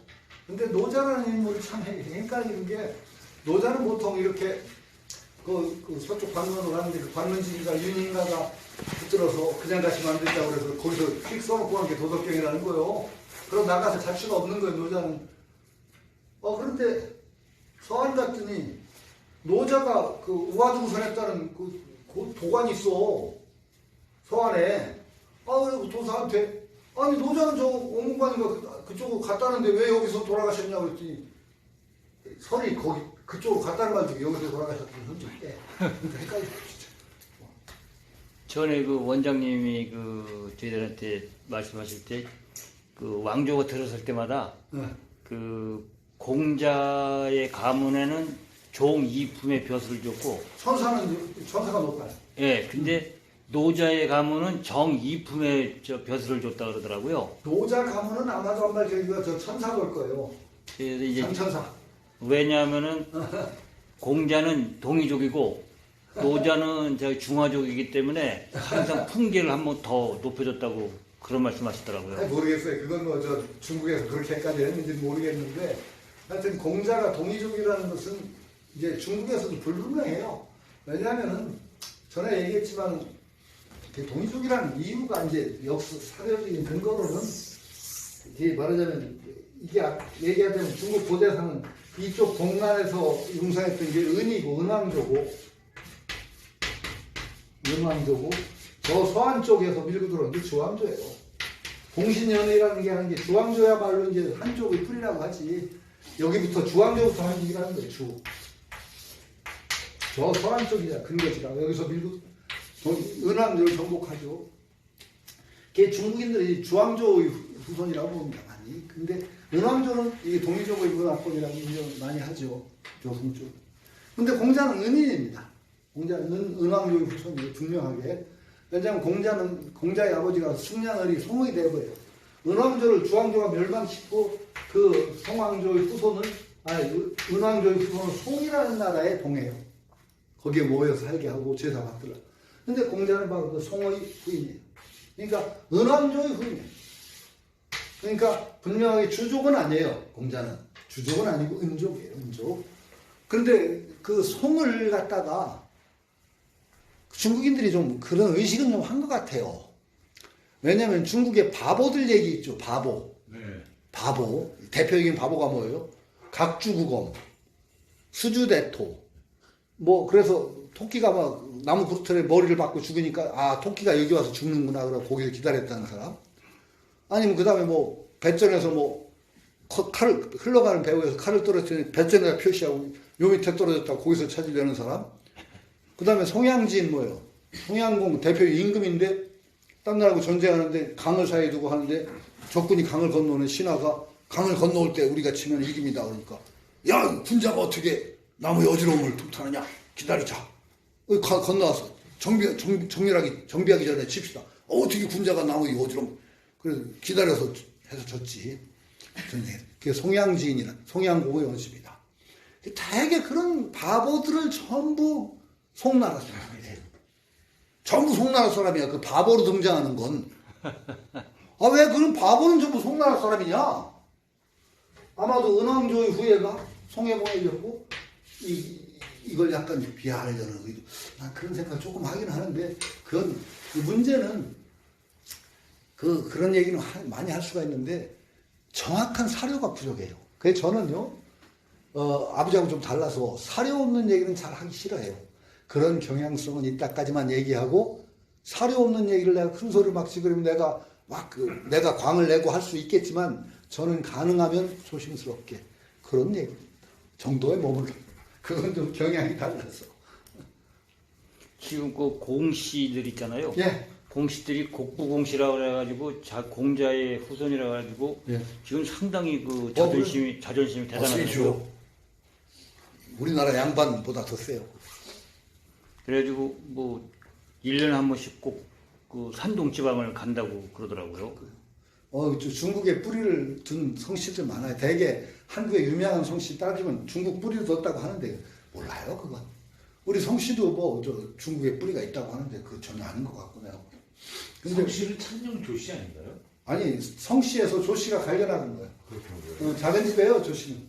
그래서 나중에 성을 따로 받아서 조씨하고는 일가라고 해서 옛날에 혼인을 안 했어요. 창녕 성가가 본가고 조가는 그런 거예요. 근데 뭐 기분 나빠요. 중국. 아니면 이 중국이라는 말 자체를 나 싫어해요. 중국이란 말이 지들이 천하의 중앙이라는 뜻이라냐. 왜 지들이 천하의 중앙이야? 중화라는 말이 자체가. 이게 지금은 나라는 크지만 나라 구실을 못해서 중국이고 인간은 많지만 인간 구실을 못해서 중국이라고. 조국이라고 하기 너무 저기하고. 무서운 나라예요. 근데 그거 참, 아휴, 참 큰일. 저 중국이 몸 사람이 우리나라 감기하면 알면 우리나라 몸 사람인데 그거 잘. 아휴. 자, 그럼 다음 달에 아니 5원짜리 또 한 번 하네요. 네. 지난번에 안 하셨잖아요. 예, 미안해요. 진짜 미안해요. 그거 이거 교수를 그만두니까 요일관념이 없어져. 그래서 그날은 전혀 생각도 안 하고 사우나 창에 가서 딩딩거리고 나와 보니까 웬 전화가 이렇게 많이 왔어. 그래서 참, 창피해 죽겠네. 그럼 다다음 주에 봬요. 예. 재력 경례 감사합니다.